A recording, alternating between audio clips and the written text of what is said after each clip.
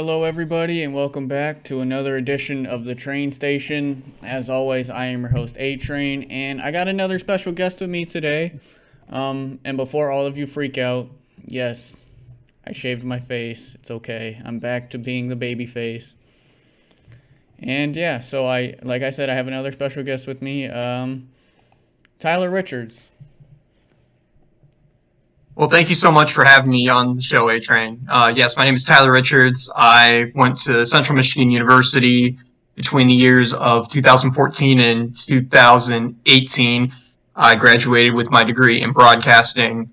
I'm a very huge sports fan, from the Northwest Indiana area and Chicagoland area. So as you can tell, big Chicago Cubs fan, Notre Dame fan. Um, Bulls, Blackhawks, basically all that. But also a huge professional wrestling fan on top of that, and also love me some Premier League and some UEFA Champions League as well. Yeah, for those that do not know, which probably most of you don't, me and Tyler Richards worked together at Central Michigan University. So that's kind of how we know each other, and I kind of asked him to come onto the show, and he was really cool with coming onto the show. So, welcome. Very glad to have you on here. Yeah, like you said, you're a big sports fan, and you have a lot of interesting takes a lot of the times. But we'll go ahead and get into that in a minute. But that's one of the big reasons why I wanted you onto this show was just all of the takes that you have. They're very interesting, and they're not exactly something that I would agree with all the time. But I can also see kind of where your standpoint is. So you said you're from Indiana, correct? That is correct. Yep. So where did you become a Chicago fan out of being from Indiana? So I live about an hour outside the city limits of Chicago, and my family is all Chicago sports fans. My dad is a huge Cubs fan. He's a huge Bears fan, Bulls fan, and kind of a Blackhawks fan. He doesn't follow hockey as much as I do. But he was the one who grew me up. And then the Notre Dame thing, that goes back with me and my grandfather, who passed away last year due to COVID. We always watched Notre Dame football together every Saturday, and it was just a tradition. I went over to his house. We watched College Game Day together, and then we just watched all the way until Notre Dame kicked off, either at the 11 o'clock kickoff, the 2:30 kickoff, or even the 7 o'clock kickoff. So it was like an all-day thing with him. And it was very enjoyable. And I miss those moments with him because we had some great moments, including when Notre Dame got their butt kicked in the national championship to Alabama. I think I fell asleep in that game actually because it was just such a horrible game on both sides, defense and offense. I just gave up. I was like, you know what? I'm done with this team for now. It's basketball season. Yeah, so I just want to say I'm sorry about your loss of your grandpa. Yeah, Notre Dame. I'm not a big fan of them, but I've always appreciated their jerseys. I mean, they have some of the most iconic jerseys in all of football. Just the nice chrome gold helmets are always just so fantastic. They absolutely are. Whenever they do the stadium series and they do like the special helmets, like when they put the leprechaun on the side, I was like, it's not the same. No, it's not the same. Or that year when them in Michigan were trying those like new Adidas jerseys and they just looked awful. Yeah, And yeah, they the were going shamrock on the under the side of the legs, helmet. I and the remember that. Michigan had like the stripes on their shoulder. It just didn't look right. It looked weird and um. So I guess we've had it. I'm gonna kind of go off topic a little bit here because I was just thinking about jerseys and how I got into kind of a discussion with one of my buddies. What do you hmm think of the number change rule in the NFL? We've seen it for about a year now. I kind of like it. It's a little less restrictive of the players. Like Derrick Henry was number 2 in college, Hmm. and then he went to 22 when he first came into the league, and then literally when it came out that you can switch your numbers, he was like, "Oh, I'm going back to my college number." There's no question about that because it just felt more natural to him. Same thing with Cooper Cup switched his number beforehand. I'm trying to think of other guys. Patrick Peterson Yep, went was to 7 21. I think he's with 7 with Minnesota. Yep, Yeah, he went to 7 with Minnesota because he was 7 in college. Odell Beckham Jr. went back to 3, the same number he was in college. yep. I, I just like. I like it. It shows that the league is finally getting out of the old habits and they're going with new habits and following like what the colleges do as well. That way, the college players feel a little coming out of the draft. They feel a little more at home at that point. Then they can stick with their number. Yeah, I had a discussion, like I said, with one of my buddies on it. And he's not a big fan of the number change. I personally don't care. To me, it's just a number at the end of the day. Whether a wide receiver wears number 99 or they wear number 1, we know what position they play. And that was Right. kind of my big argument with him, is because he was like, only specific position should wear specific numbers. I'm like, if you've watched football and played football long enough, regardless of number, you know where the person is lining up and what position they play. Very true. Very If true. Tom Brady goes out there at number 99, you know who's going to be under center at number 99. That doesn't change whether he's wearing number 12 or number 99. So, like, the position doesn't change, and that was, like, my whole argument behind it. So, I personally don't care. It's just a number. Right. It's interesting to see how many people throw a fit over a number. I'm like, literally has no effect on the game whatsoever. It really doesn't. Transitioning into something that does have an effect onto the way the game is played. What are your thoughts on the new overtime rule in the NFL? So I'm a huge Josh Allen fan. I like Josh Allen. I had a love-hate relationship with him when he was in college because he kicked the crap out of Central Michigan in the bowl game when I thought he should have sat out to save himself for the draft and the combine and everything. But you got to respect the man, and I feel that because they played a perfect game. He played a perfect game. Gabriel Davis was on fire. The run game was loaded, and then the defense just gave up in the end. They were just too tired. They could not, and there was no way that they were going to stop Patrick Mahomes. If Mahomes was getting that ball first, I was like, it's over. We're not going to stop them, basically. They're going to go down. They're going to score a touchdown. Or if they kick a field goal, maybe we have a chance and score a touchdown at that point. But all in all, I do believe that this is a good change because I think that both teams should at least have one chance to score. See, now I'm gonna go ahead and play devil's advocate on that because I don't necessarily hate the rule, but the fact that people say that the other team doesn't get the ball back, that's just not true. The rule beforehand was already in place that if you hold them to a field goal, that your team gets the ball back. So Correct. I think while, I'm fine with the rule, whatever, I'm always down for more football. But I think this rule puts less of an emphasis on defense. And I can definitely see that. I say It that definitely does. because now your defense can just give up a touchdown. You're like, my offense gets another shot at it. We don't really have to try that hard on defense. Whereas beforehand, it was like, oh, we got to go hard the whole time in overtime because, we're not going to get another shot if we don't hold them to a field goal. So from that aspect of the game, I think the NFL is trying to go too much in favor of offenses, which really defeats the whole purpose of football because we want to see both offense and defense and not just an offensive. As much as sometimes they're fun as having offensive firework, 47, 48 games, it is nice sometimes to see, 10-6 games or 7-10. And this whole rule kind of takes away from that because there's not as much emphasis on defense. There definitely isn't. Defense has really become less relevant ever since the Super Bowl game between the Rams and the Patriots, where the final score was like 13-3 or something like that. It was great if you're a defensive guy. Well, even but if you're not, it was still a good game because it's not like it's not like it was bad offenses. It was just two really, really good defenses. And you had a very, very young pretty much rookie head coach in Sean McVay against an absolute mastermind in Bill Belichick. So it's not that the game, because, there are some of those games where it's 6-3 or like Alabama LSU years ago where it was like 9-6. That game was terrible.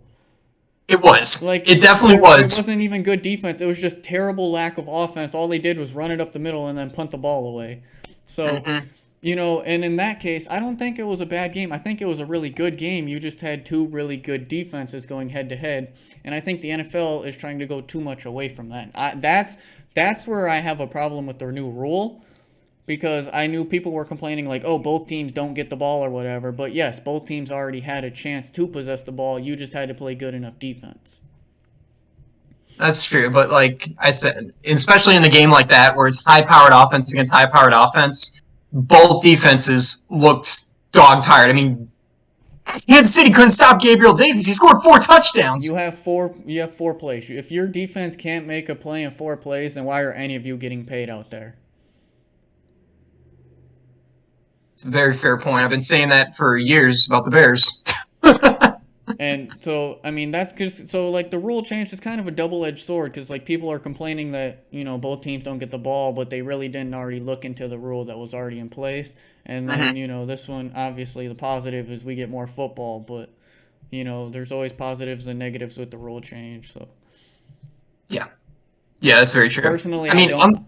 Personally, I don't like it because it was kind of college's thing, but even the new college overtime rule is beyond ridiculous. oh, that's with stupid. with, After with two the with overtimes, the it's a two with point the 2 point conversion conversion battle. or whatever. Yeah, I don't like that either. But so I think football is just trying to become too offensive, and as much as I am an offensive guy, I just don't like it. Yeah. Uh, so sticking on track of the NFL, we had the NFL draft over the weekend. Uh, Hmm. who do you think were some of the teams that had a really, really good draft, or how do you think your Bears did? They didn't have a first round pick or anything, but They did not have a first round pick, and I was not shocked that the new GM Ryan Poles was going to trade into the first round because I was thinking he was going to have to give up way too much. But solid picks by the Bears. We got some good offensive linemen. I like the weapon that we got for Justin Fields in Valez Jones Jr. from Tennessee. I think he's going to be a really good weapon, but we still need like that big name receiver because we lost Allen Robinson in the offseason to free agency because he didn't want to resign. So who's the one now in Chicago? It's Darnell Mooney at this point. And I like Darnell, but he's not a number one receiver. Neither is Vallis Jones at this point. On the other hand, for teams that I thought had a great draft, I'll be honest, I thought the Lions had an excellent draft. I would I mean, agree. you got a stud at edge in Aiden Hutchinson from Michigan. Then you go, I mean, it's a questionable pick, but I liked it. Go and get Jameis Williams out of Alabama, who's coming off an ACL injury, but still, those were two very, very amazing first round picks, and the Lions traded up to get Williams And as they well. really didn't give up much outside of they had two third rounders. They gave up the one from the Rams to move up. So they really didn't give up too much in that situation.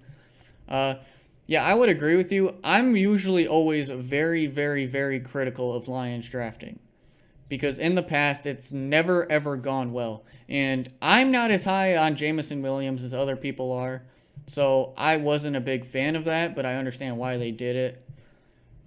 Personally, I thought Chris Olave was the best receiver in the class, and he had gone He one was. pick before, so it kind of hurt a little bit to see the guy that I wanted go up. And then originally, when they had traded up, I thought they were going to go and grab Kyle Hamilton, which I thought would have been fantastic if you could have landed Aiden Hutchinson and Kyle Hamilton, arguably two top five players, but they didn't. But yeah, overall, they still had a great draft. The new regime of the Lions, Brad Holmes and Dan Campbell, you can kind of see how they want to build the team, and they want to build the team from the inside out. So last year they went and they took their franchise left tackle. This year now they have their franchise right or defensive end, and then they took two big guys inside. Last year they also took some more edge and defensive guys. So you kind of want to see they want to build in the trenches and go out that way. Um, as far as other teams, I think both New York teams had very good drafts. I think the Giants arguably landed, you could argue, the two best players in the draft at 5 and 7 with Evan Neal and Kayvon Thibodeau. Because for most of the season until Hutchinson kind of broke out, you had Kayvon Thibodeau pretty much slated to go number one for a long time. And then when the Jags were on the clock, they didn't know what they were going to do with Cam Robinson. So Evan Neal was potentially the number one overall pick. So they got two really, really good guys right there. And then they just continued to just pick up valuable talent later on in the rounds.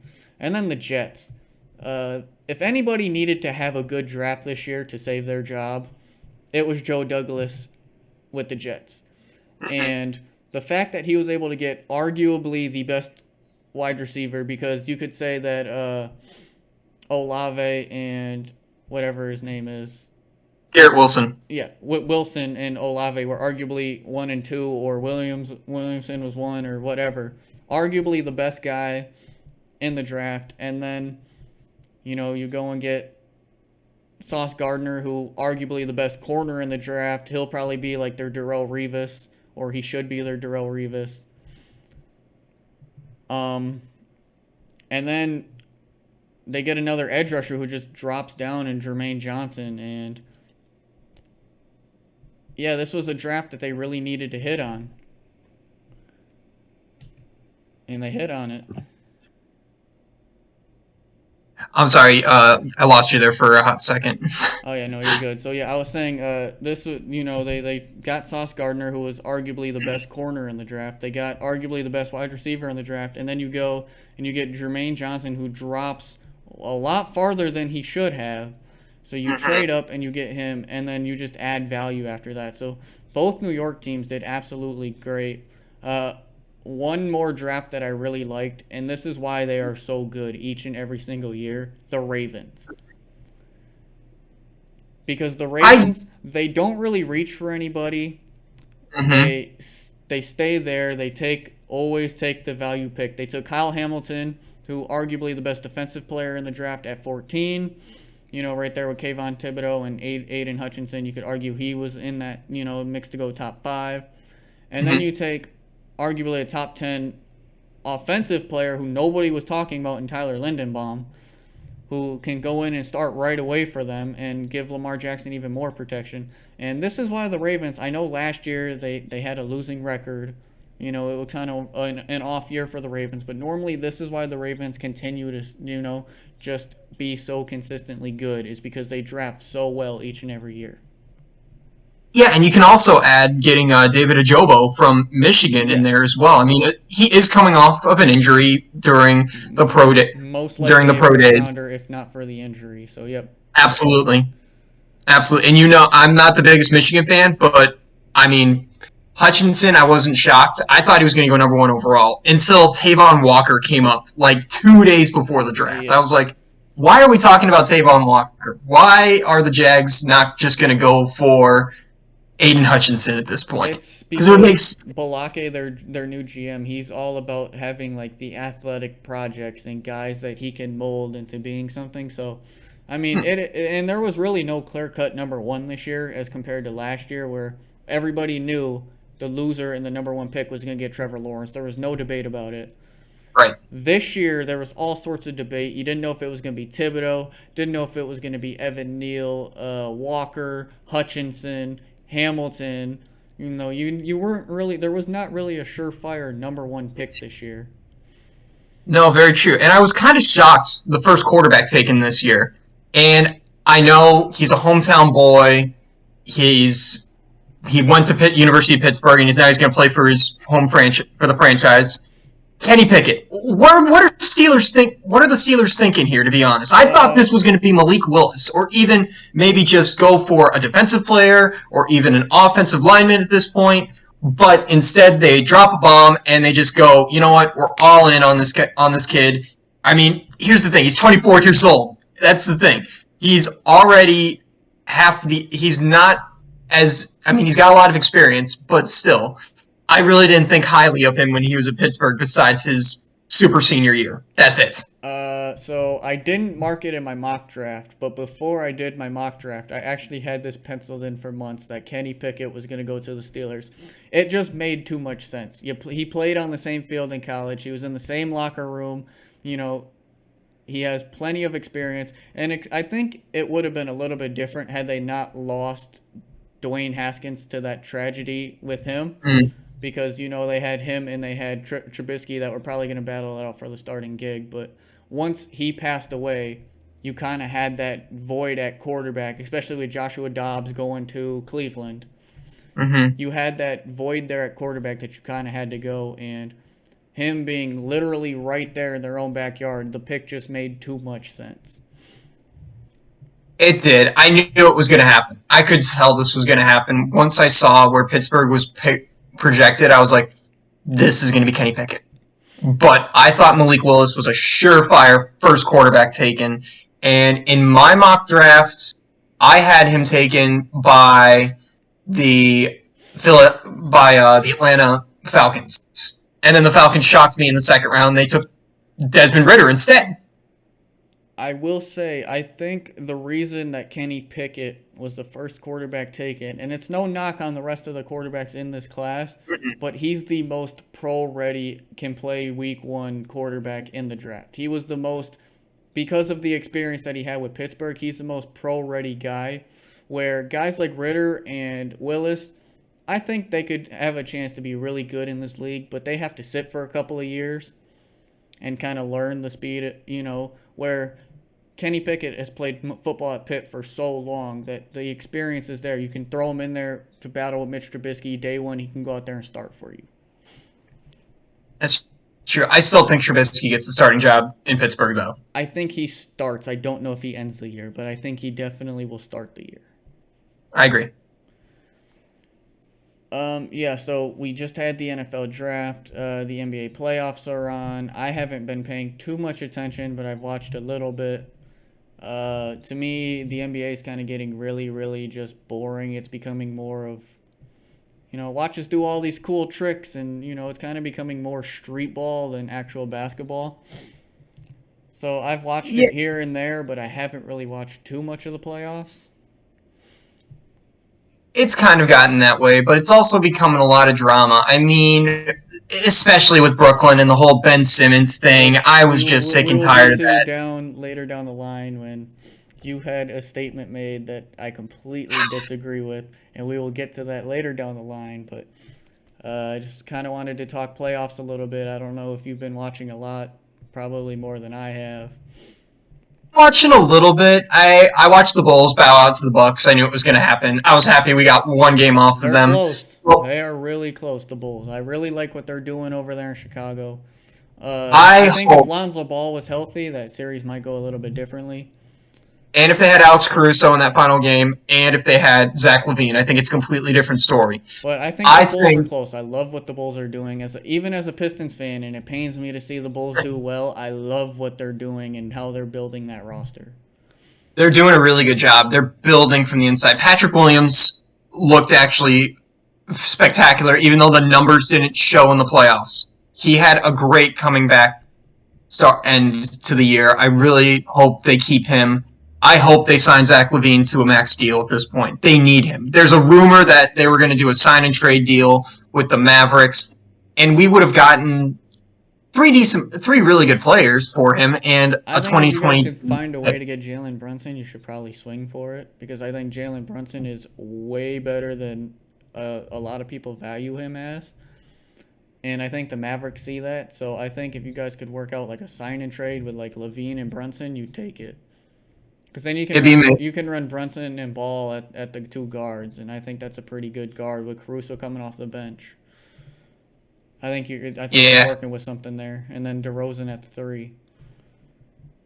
Yeah, DeRozan at the 3. I think Vukovic is like hit or miss at this point. I like him. I don't like him at some points. He was the same I way in don't know what to Orlando. think. He's always been a big hit or miss kind of guy, and I don't know Yeah, what you're gonna do there. I don't know either. I hope we go in the draft. We get like somebody a little bigger. Speaking of the draft, hopefully the lottery gods are on our side again and hit us with another number 1 pick. Cade Cunningham last year. Definitely can see the direction that the Pistons are going. Young team, but very much improved from last year. They might not have won, they won relatively the same amount of games, but that's a much better team than last year. Hopefully they can add a guy like Paulo Banchero to even upstart this rebuild even more, and just Yeah, yeah. I don't think it's going to be Chet for the Pistons because I mean you got Cade Cunningham at this point. I mean Chet would be a good weapon for the Pistons though. To be honest. I think he's too small. But and then I said I don't really watch the NBA, but it's also because the amount of fouls and stuff just absolutely just turns me off from the game. Like you blow on somebody too hard and they call a foul, and to me that's just not fun and that's not basketball. Like I understand fouls are going to happen, but you got to let them play a little bit. It's like watching a football game where they're throwing a flag every 2 seconds because they're hand fighting, it's like let the guys play. They're grown men. Let them play basketball a little bit. Yeah, as a referee, here in Indiana, I mean, I never try to be critical of officials, and I'm trying not to be critical of officials, but sometimes I just look at uh, NBA referees and I'm just like, what the heck is going on here, basically? And I know no professional sports outside of wrestling are scripted, but the more and more I think the refs that just do a terrible job, the more and more they're just like not hiding the obvious and the fact that they want certain teams to win certain games for revenue purposes, which I completely understand, but at least try to hide it a little bit. Mm-hmm. Like there's times in the NFL season where you can literally tell, "Oh, I wonder what's going to happen. Oh, this team is down. Oh, wow, they're coming back thanks to the refs." Wow, and I don't like being one to always blame the refs, but you can tell when there's bad referees. You definitely can. I hate to say that, but you definitely can. And I don't know where they get the referees or whatever, but it's just at times it's just like, I'm watching football or I'm watching basketball and I'm like, "Can we just get the replacement refs back because this is terrible." So, I don't know. Maybe they all need to retake a course in basketball or in football. But yeah, basketball refs are just terrible. Everything is a foul nowadays, and it's really irritating because uh, I loved watching the NBA in the early 2000s growing up because it actually meant something. Where I feel like it just doesn't mean anything now. It's all for show and entertainment more so. Yeah, I definitely can agree with you on that. I mean, I remember watching the NBA back when Michael Jordan was still around playing for the Bulls, and heck, a guy got knocked down to the court and they didn't call anything. Yep.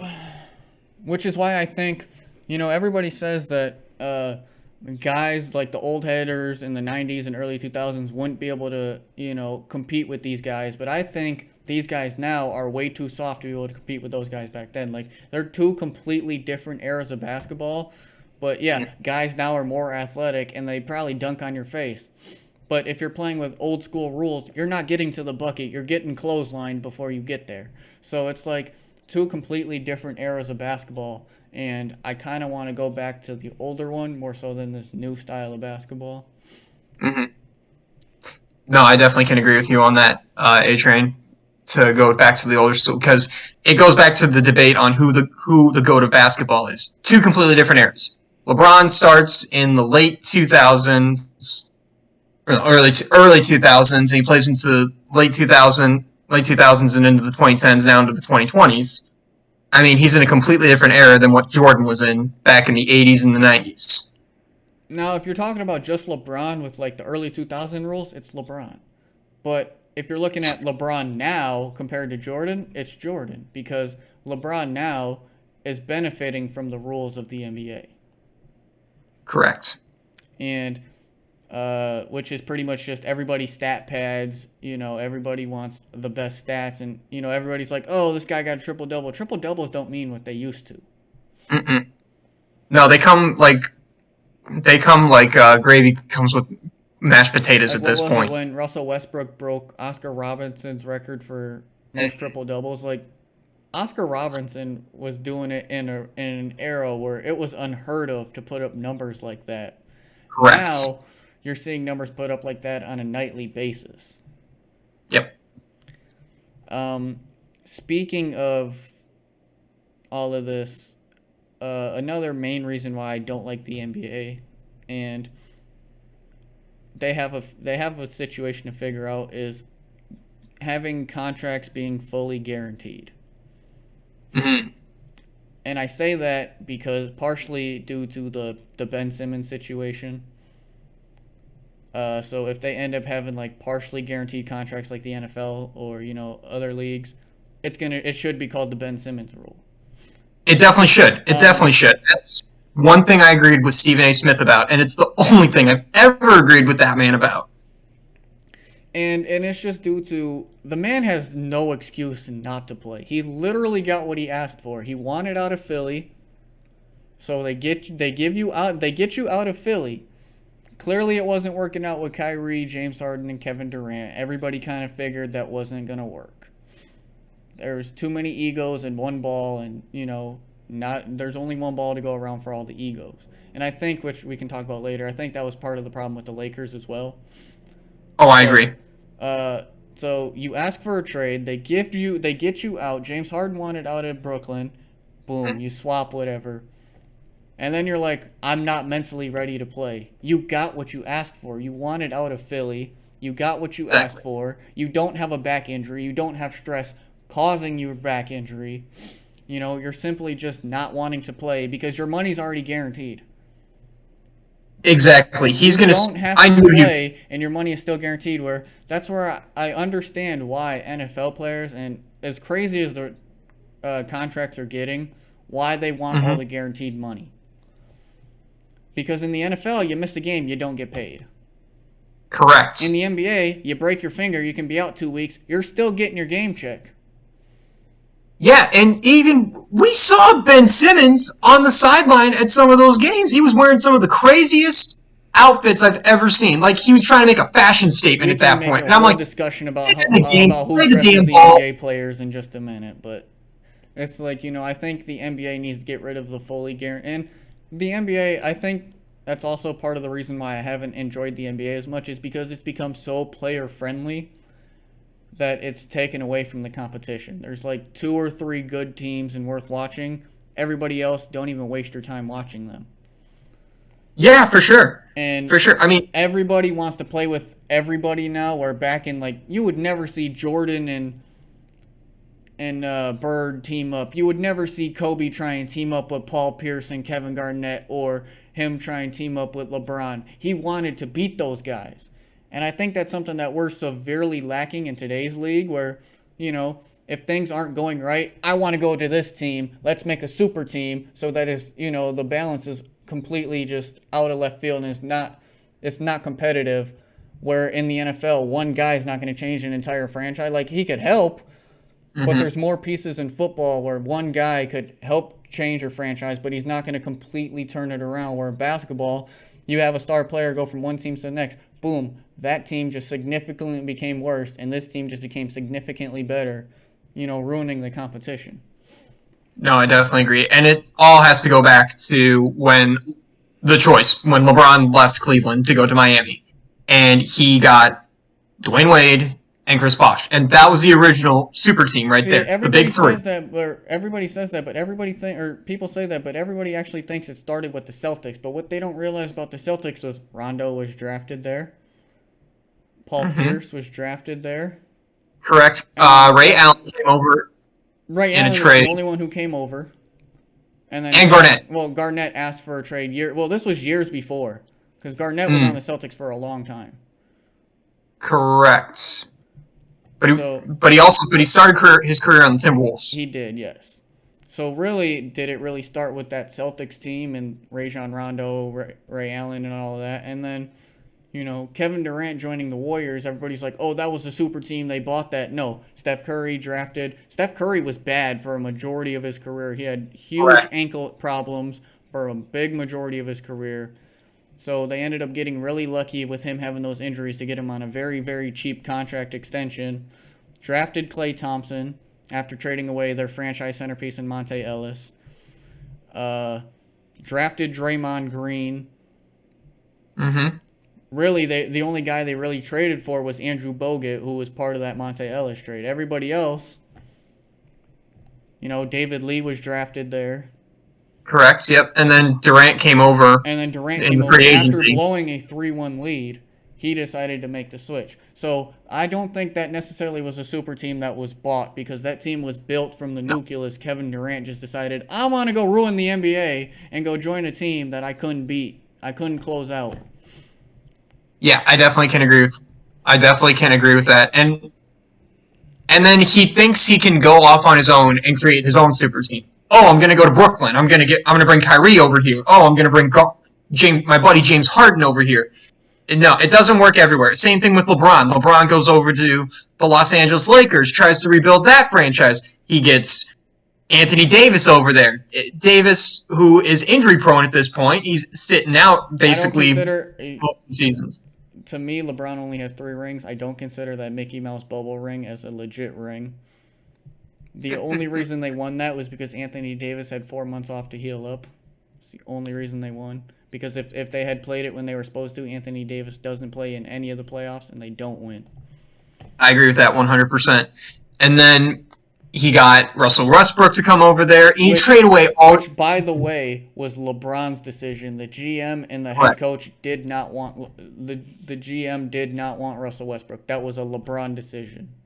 Yeah, and Frank Vogel pays the price for it by getting fired from the Lakers, which is complete the BS. GM wanted to go all in for Damian Lillard.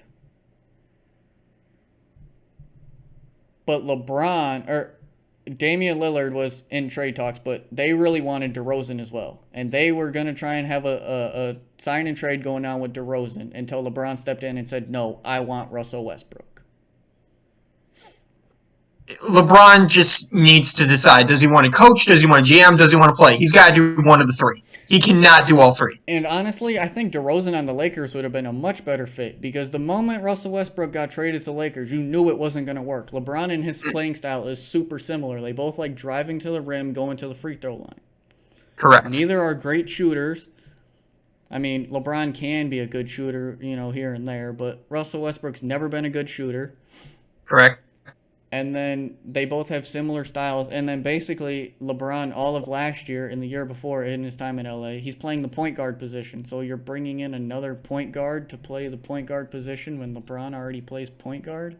It makes no sense. It's the same thing with Brooklyn. There was too many egos and one ball to go around. Russell Westbrook's only effective with the ball in his hand. LeBron, at this stage in his career, is only good with the ball in his hand. That is correct. Younger LeBron was great off the ball, but this LeBron is not good off the ball. LeBron is only good with the ball in his hand now. At this point, I think LeBron is just waiting for his son to get in the league and find out where he's going, and then he's going to play 1 season with him, then he's going to retire, and he's probably going to be a coach at that point for his kid.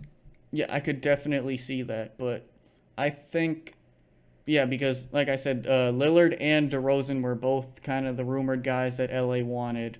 And they had a sign and trade ready with DeRozan, and then LeBron stepped in and was like, nope, I want Russell Westbrook. And then Carmelo Anthony, being his friend, was like, yeah, let me join you guys.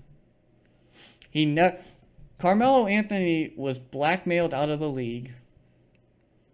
Yeah. For whatever reason. Whether it was because he refused to be benched for a rookie or whatever, goes to Portland, revitalizes his career in Portland. He should have just stayed in Portland, because him and Lillard fit really well together. Oh yeah, they do. And I understand he's at the point in his career, he's like the only top 5 draft pick in his class to not have a ring. But to join that team when you have no young talent and no draft picks was just a very strange move to me. And I get LeBron's your buddy and the banana boat or whatever it is. I'm surprised he didn't call Dwayne Wade out of retirement to try to get him to play 1 more year as well. But you kind of figured it wasn't going to work. Yeah. And no, I said definitely. it from the moment the trade happened, and nobody believed me. Everybody was like, oh my God, the Lakers are going to be good. I'm like, it's not going to work. They don't gel well together. It's a terrible fit. Russell Westbrook has to be a ball-dominant guard. He needs to go to a team like the Wizards. He was on the Wizards, but he should have stayed on a team like the Wizards. Mm-hmm. Because Bradley Beal is good off the ball, and Russell Westbrook is good with the ball. So they complemented each other well. And that's Correct. why he did so well in OKC when Durant and Harden left. Yeah, it's very true because he became basically the whole show at that point. He has to be the team, and LeBron's at that stage in his career where, well, LeBron's always made it about himself. But even more so now, in this point in his career, it's all about LeBron. And one of the biggest reasons why I don't like LeBron is because he's the last one blamed and the first one to get praised. That's true. When things go wrong, it's never LeBron's fault. It's always somebody else's fault. This guy had it. Like, the struggles this year, yes, Russell Westbrook played absolutely god-awful, and he deserves all the slander that he gets. However, to say it was solely him for the problem of the Lakers is absolutely terrible. Russell Westbrook is not, he's part of the problem, but he's not the entire problem. And everybody's so quick to defend LeBron. Oh, look what LeBron did. LeBron was stat padding towards the end of the year, and that's why he sat out. Yeah, he definitely was. Because he was saving face by saying, I can't beat the scoring record if we don't make the play-in. No, you're just saying that to save the PR stunt and all of that. You're stat padding the entire year. And then you decide you have to save your face at the end. And nobody said anything. Every time somebody else stat pads, it's, oh, this guy's just stat padding and blah, blah, blah. When LeBron does it, look how great LeBron is. No, it's stat padding is stat padding regardless if it's the worst player in the league or the best player in the league. Yeah, LeBron just does not want to become the heel of the NBA at this point. He wants to be the face. He wants to be the good guy. He wants to be the hero of the NBA. He doesn't want to be seen as a villain. Like other guys, like Grayson Allen, for example. But it's more so his fans that are so quick to blame everybody else rather than LeBron. LeBron's the reason Frank Vogel got fired. Now, do I think Frank Vogel's a good coach? No, Frank Vogel's a terrible coach. He was terrible in Indiana. He had a squad in Indiana that should have made a couple of finals. He did. I'll agree with you on that, definitely. He's a terrible coach. Never should have been hired in the first place. So while I agree with his firing, I don't think them having a bad season due to Russell Westbrook and LeBron James should have been the reason for his firing, if that makes sense. No, it definitely makes sense. I think that he should have been fired too, but I don't think he should be blamed for everything. I think that LeBron should take some of that heat. And it's either Frank Vogel or it's Russell Westbrook. It's never LeBron. Russell Westbrook has been getting all the heat, which, like I said, it is justified. The dude had an absolutely god-awful year. Probably the worst year of his career, and the downfall of Russell Westbrook might be here, which is sad to see, but it might actually be here. But the fact that LeBron, and then all of his rings, look at Miami. Kyrie Irving saved him in Cleveland. Who got praised? LeBron got praised. No mention of Kyrie Irving or how well Kevin Love played. It was all LeBron. Miami, you have Dwayne Wade and Chris Bosh, two Hall of Famers on your team. LeBron. And he had Ray Allen. Who saved him, by the way. Correct. He made that three-pointer against the Spurs. Ray Allen saved him, even though Ray Allen stepped out of bounds, and I'm sticking with that statement till this day. Ray Allen stepped out of bounds. Spurs should have won. Oh, man. If you go back and watch the replay, Ray Allen's foot is out of bounds before he catches the ball. That's like all the Tigers fans who want Rob Manfred to go back and give oh man, I forgot the guy's name who was this close to throwing a perfect game, and Jim Joyce missed the call. I don't remember. I don't watch baseball, so I don't know. But yeah. So LeBron always is the first person on any team to get praised, and he is always the last person on any team to get blamed. So that's part of the big reason why I'm not a LeBron fan, is just because he doesn't hold himself accountable for anything. No, he doesn't. He definitely doesn't. I'll agree with you on that. And then the other reason why I don't like LeBron, Jordan went out and showed you how good he was. Kobe went out there and showed you. LeBron has to tell you how good he is. Yep. I mean, LeBron always has to be in the media. Oh, look at what I did. Look how good I am. Just go out there and hoop, dude. That's why Giannis is one of the absolute fan favorites of the league. He goes out there, he plays basketball, he doesn't say much. He always thanks his teammates, says, we got a good team, we got a good thing going. we lost. Part of it was my fault. Part of it was my team. We got to play better. And then It's there's one LeBron. reason. Hey, I had 42 points. We lost, but look, I hit 8 3-pointers. Really, dude? Who cares? And Who cares? An L is an L. I mean, to his credit, he did have the media hype him up since high school. He came out of high school called the Chosen One. That wasn't a nickname he chose. That was given to him. So the media has kind of been riding this LeBron thing, his whole career. And I think in order to feed his ego, he's more so recently, especially now that he's on the back end of his career about to retire, he's feeding into that a lot more. Yes. And he's always talking about things and outside of basketball, not just basketball, but talking about things that don't really have anything to do with anything. Because, like you said, he's trying to be the good guy and he's trying to be the baby face of the NBA. So he's out here, he's talking on issues that have nothing to do with things that he shouldn't be talking about. Yeah. And pretty much he has to tell you, oh, you better watch to get, I'm not done yet, watch me, and stuff like that. And he just has to tell you how great he is, where other people don't. Kobe and Jordan and Giannis, they don't have to tell you how good they are. They're just going to go out there and show you how good they are. Correct. Yeah, so while we're on the topic of the NBA, we might as well hit this now. You said that Ben Simmons was the worst draft pick in the history of the NBA. You want to elaborate on that a little bit? I think it Because with I the can way. give you about 5 players drafted years ago that are much worse than he is. Well, I definitely think he could. The way he's played the last couple of years. I mean, you look at his numbers. His numbers are fine. His numbers are great that he's had. Sat out his first year because of an injury. Okay, I understand that. That's understandable. Mm-hmm. Then he won Rookie of the Year, which I totally disagree why he should have won that one, but that's that's a different subject. Had a fine year, and then he just starts blaming. He starts blaming Philadelphia fans at this point, and I'm like, this is such a millennial thing to do. Push the blame on somebody else, and then I still want to get paid at this point. Dude, play the damn game, for the love of God. Don't tell me that you're entitled to your money. You need to earn your money. You haven't earned jack squats, in my opinion. That's on the NBA for having fully guaranteed contracts. And that's why I hope when the collective bargaining agreement, and I'm taking this straight out of Stephen A. Smith's mouth, when they look and they go like, Ben Simmons has asked for $20 million. I hope they come up with a rule called the Ben Simmons rule, where players will not get paid for that.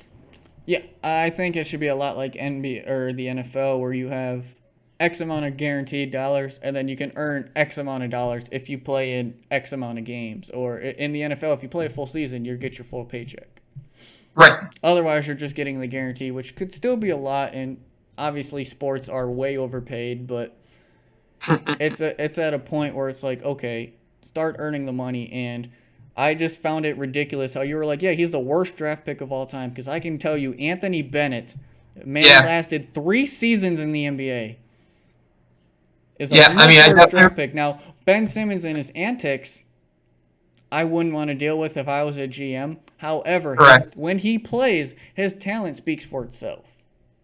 Yeah, well, when's he going to play? That's the question. Is he going to play next season, or is he going to try to pull the same crap he just pulled this season? That doesn't, at this point in his career, that doesn't make him worse than a Darko Milicic or an Anthony Bennett, though.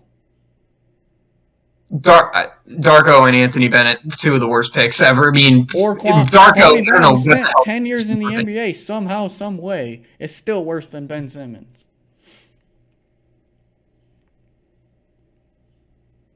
It's just his antics. He's acting like such a child. He quit on his team at LSU. I get that. He quit on his team over, and but to say he's the worst draft pick, I think the words you were looking for there were kind of minced, because I don't think it was necessarily meant to be like worst draft pick in history, because that's just not true. No, absolutely not. But it's one of the worst draft picks, I would believe, at this point. I would It's still disagree because his numbers speak for themselves, and his numbers say number one overall pick.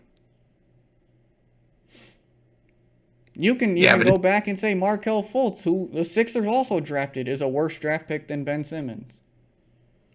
Markelle Fultz but Markelle Fultz actually plays. I mean, he's been going through injuries left and right too. That's the only thing that's keeping him from potentially Ben Simmons has hitting his been stride. going through injury left and right too. So, at what point do we give this guy a pass but not this guy?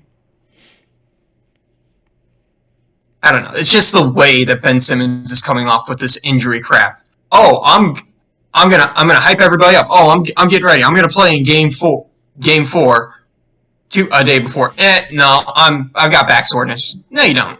And You just while don't I want to play. agree that his antics aren't great, just the fact that he's not the worst draft pick of all time, and it was just the way you worded it is just wrong. So I just figured I would bring that to your attention to say that no, that's just not true. I definitely think that I did word that wrong. I think I meant to word it in a different context. He definitely could be the most immature player to ever play the game, in my opinion. That I could see that a lot more than being the worst draft pick. I think that's what I definitely meant to come off it, like most immature player ever in the league. That I could see, but yeah, there's been plenty of worse draft picks. A lot of GMs have and basketball more so than football. It's a lot more hit and miss with draft picks. Correct. But there have definitely been some very, very bad ones.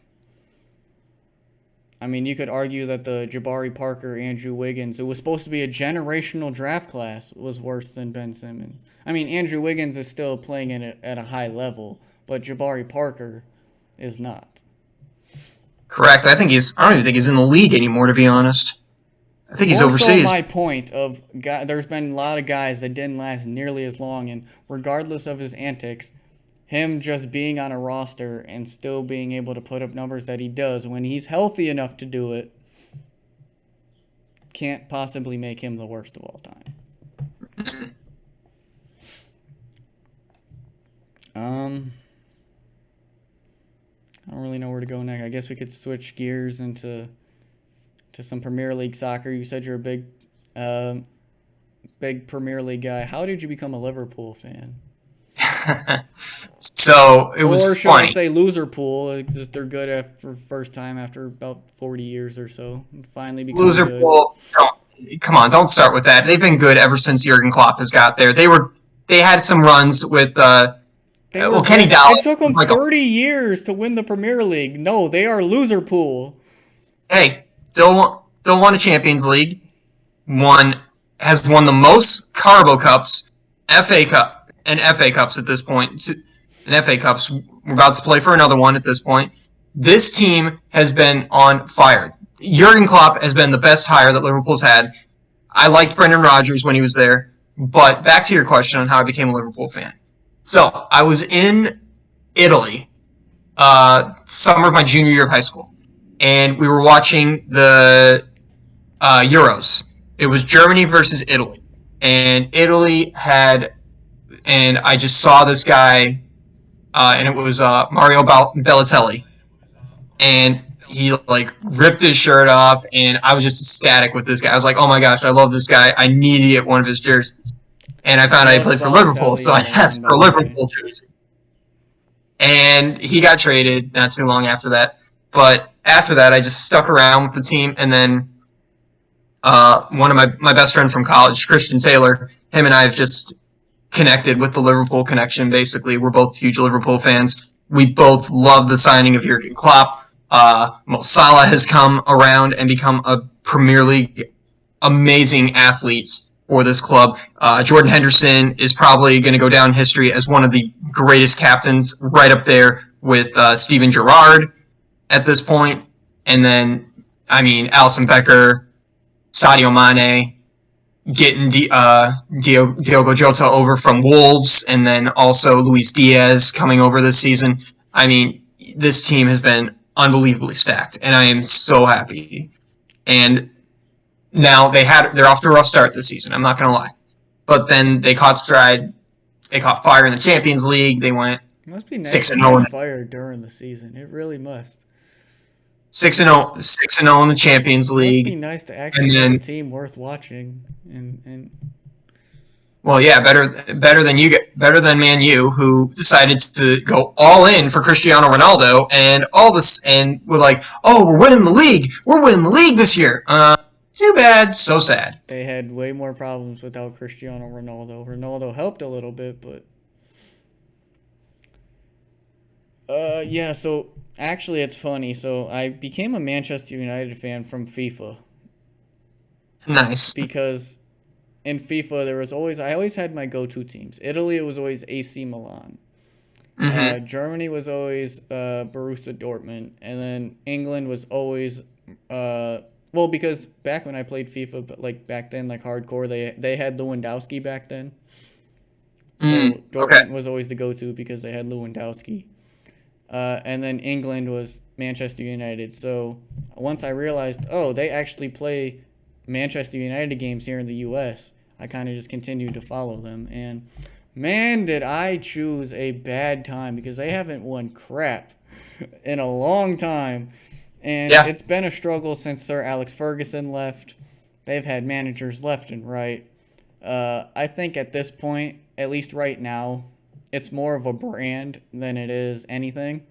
It is. The Man United like crest is just it carries a big brand with it, and that's kind of all it is at this point. The players are getting massively overpaid than what they deserve.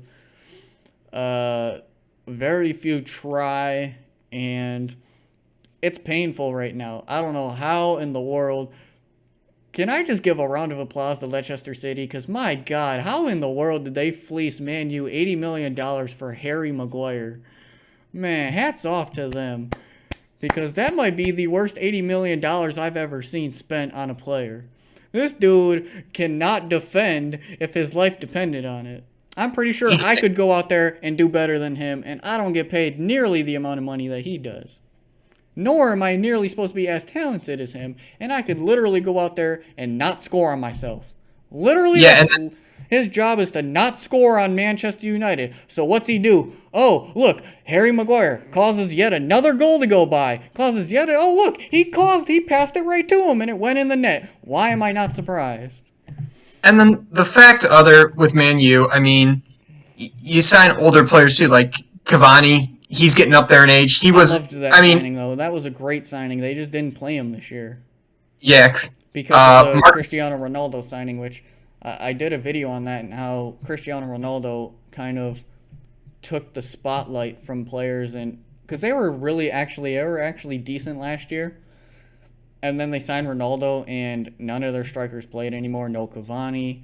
Martial struggling to find his form because of Ronaldo. Rashford struggling to find his form because of Ronaldo. Greenwood has his whatever case going on, going on with that. So he hasn't really found his form. He's not with the team, but he was great last year.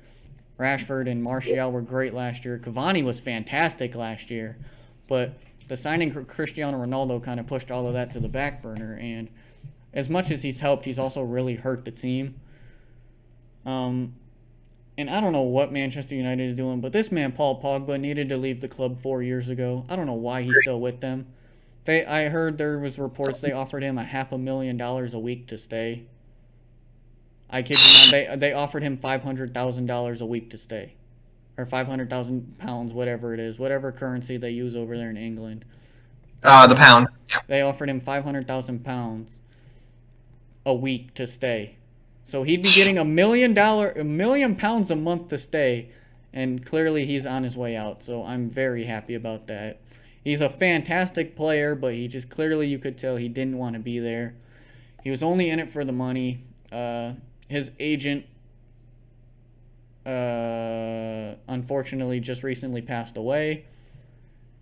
His agent is also the agent of Zlatan Ibrahimovic, Holland, all those guys.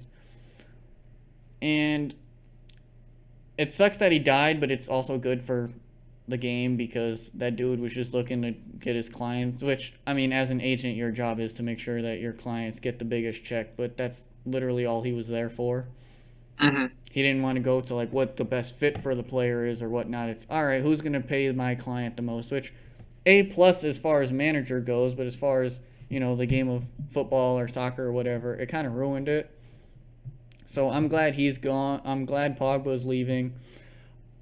It sucks that Man U has to be put in this position, but what they should do, and they might get relegated for it, but it'd be better for them in the long run. All of the guys, all of like their older guys, they should sell and try and get as much as you can. Keep guys like Jadon Sancho, keep guys like Rashford, and then use a lot of your youth academy guys in the first team. Yeah, And I kind mean, of blow the whole thing up and rebuild. hmm. I mean, it's not a bad idea. And yes, they might get relegated for it, which they probably would, but in the end, I would rather have a bunch of young talent that's played a lot of Premier League action and get relegated than just have them come in one day and just throw them out there and hope they can play their best 90 minutes of football they've played. See, that's one thing I like about Liverpool because they're a mix of young and old. I mean, you've got, Mohamed Salah is still pretty young, 29 years old. Sadio Mane's 30. Robert Firmino's 30. Um, Joe Gomez, not that old. Andy Robinson's 28. Jordan Henderson's 31. And then you got younger guys like James Milner's 36 too. Jeez, he can still move unbelievably though. Curtis Jones is 21. Harvey Elliott 19. Diogo Jota's 25. Luis Diaz is 25. Divock Origi's still pretty young at 27. I mean, it's just a good mix, and it's just what Jurgen Klopp is used to. Did the same thing when he was at Borussia Dortmund, and now he's bringing this over here to Liverpool, and he's killing it. Yeah, and I love David De Gea. He's been the absolute heart and soul of Manchester United for well over a decade now. He's the only one at this point I feel that actually goes out there and cares. Unfortunately, his back line is so god awful that this dude cannot do it all by himself. And as much as I like him, they need to sell him. They need to recoup as much as they can. He deserves so much better than this team that just has failed him time and time again. He definitely does. I like David De Gea too. I think he's a great goalie. Oh, He's been a world great class. goalie for Still you. at his age, he's still world class. It's just Absolutely. his center backs are so bad you wouldn't be able to tell. And people think that he's lost that form. No, he still has that form. It's just like I said, his center backs are so terrible you would never be able to tell. Yeah, and then you got Chelsea, who has the world's most expensive goalkeeper sitting on the bench at this point. And I'm just like, He why? is, oh my god, that dude is so bad. And I'm only allowed to say that because like Chelsea's back is actually really good. They actually They have are. they have a very very solid center backs where Manchester United doesn't. Uh,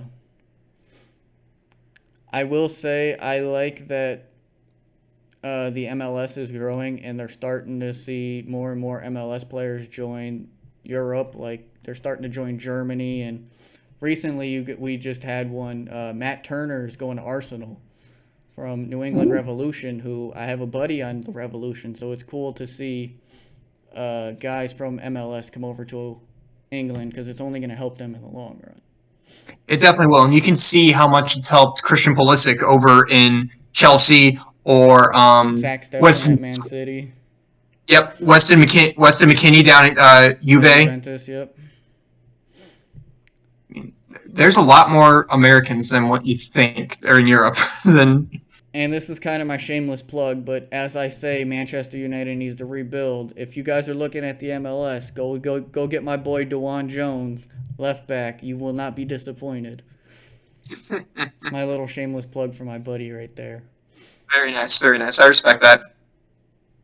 But yeah, so I think they just need to blow it up, start over. This new guy they're bringing in, they got a new manager. I forget his name, but he's coming from Ajax. So I'm hoping that they can bring some of those young Ajax, from the young academy of Ajax, who always has good young players. Hoping they can bring some of those guys in.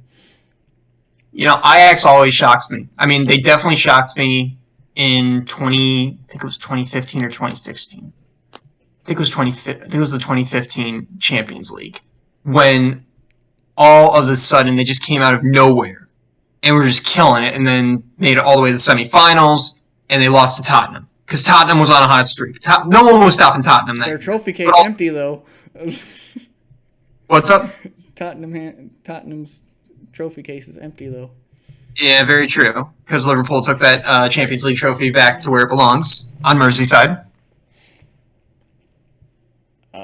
Yeah, so I mean, there's been reports that Man United wants to get guys like Anthony from Ajax, and they're like, don't take Anthony. We're like, why? We'll give you an Anthony back. Like, you can have Martial, you can have Harry Maguire. We'll give you players back. Just give us the good ones. Give us the good young guys. We will send you all the bad. And it's not necessarily Martial's fault, like I said. I think a lot of that has to do with Ronaldo and him not really seeing the pitch much. Yeah. But, Yeah, definitely can agree. And with Martial, I also saw he put on loan to Sevilla for the season, actually. yes.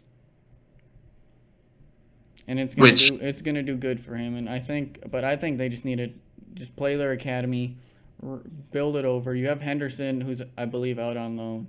Might as well just play Henderson, sell De Gea back to Germany. He's on his way out in a few years anyways. Send him back to his homeland. Let him go win a couple with Bayern Munich or whatever.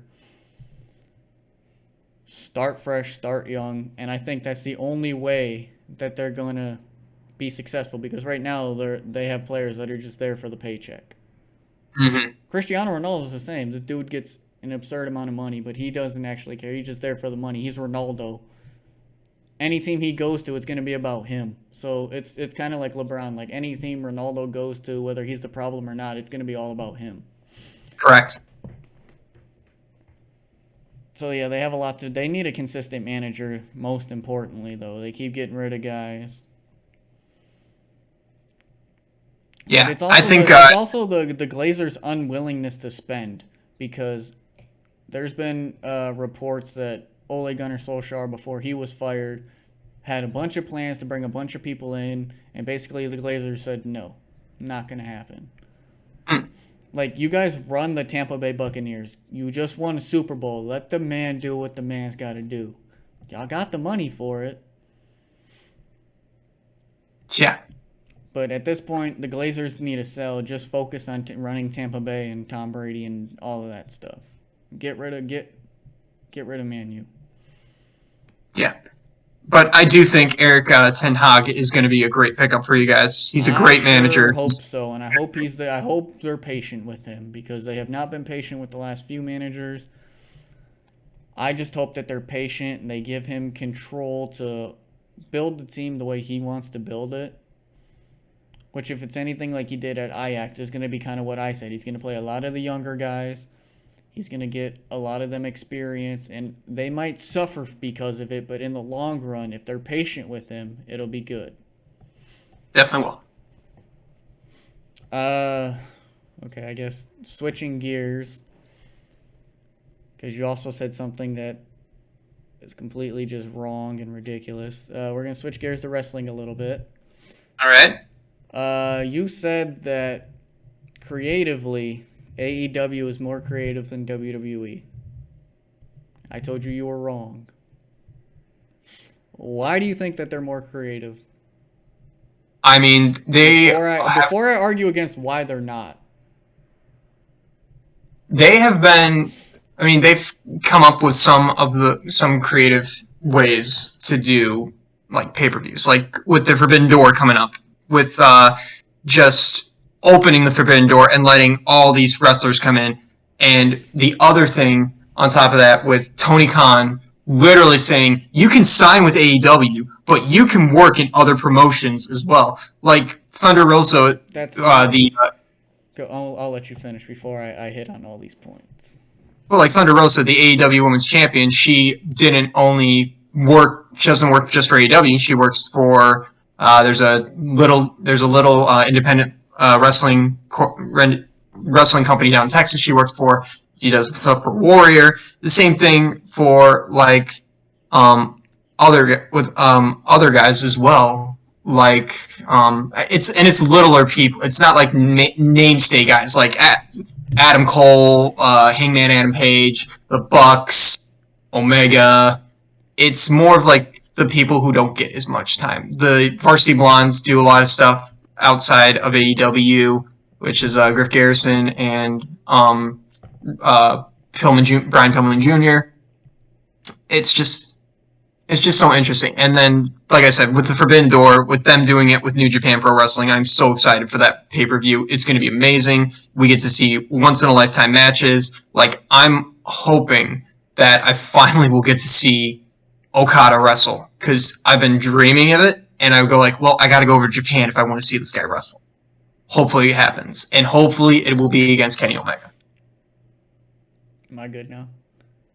Go for it. All right. So first of all, like I said under your status when you said this, wrestling as a whole is not creative anymore. It's just not.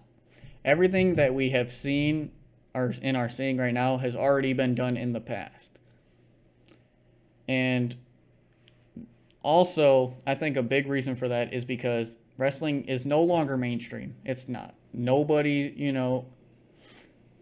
you really have just, and both AEW and WWE, they cater to different audiences.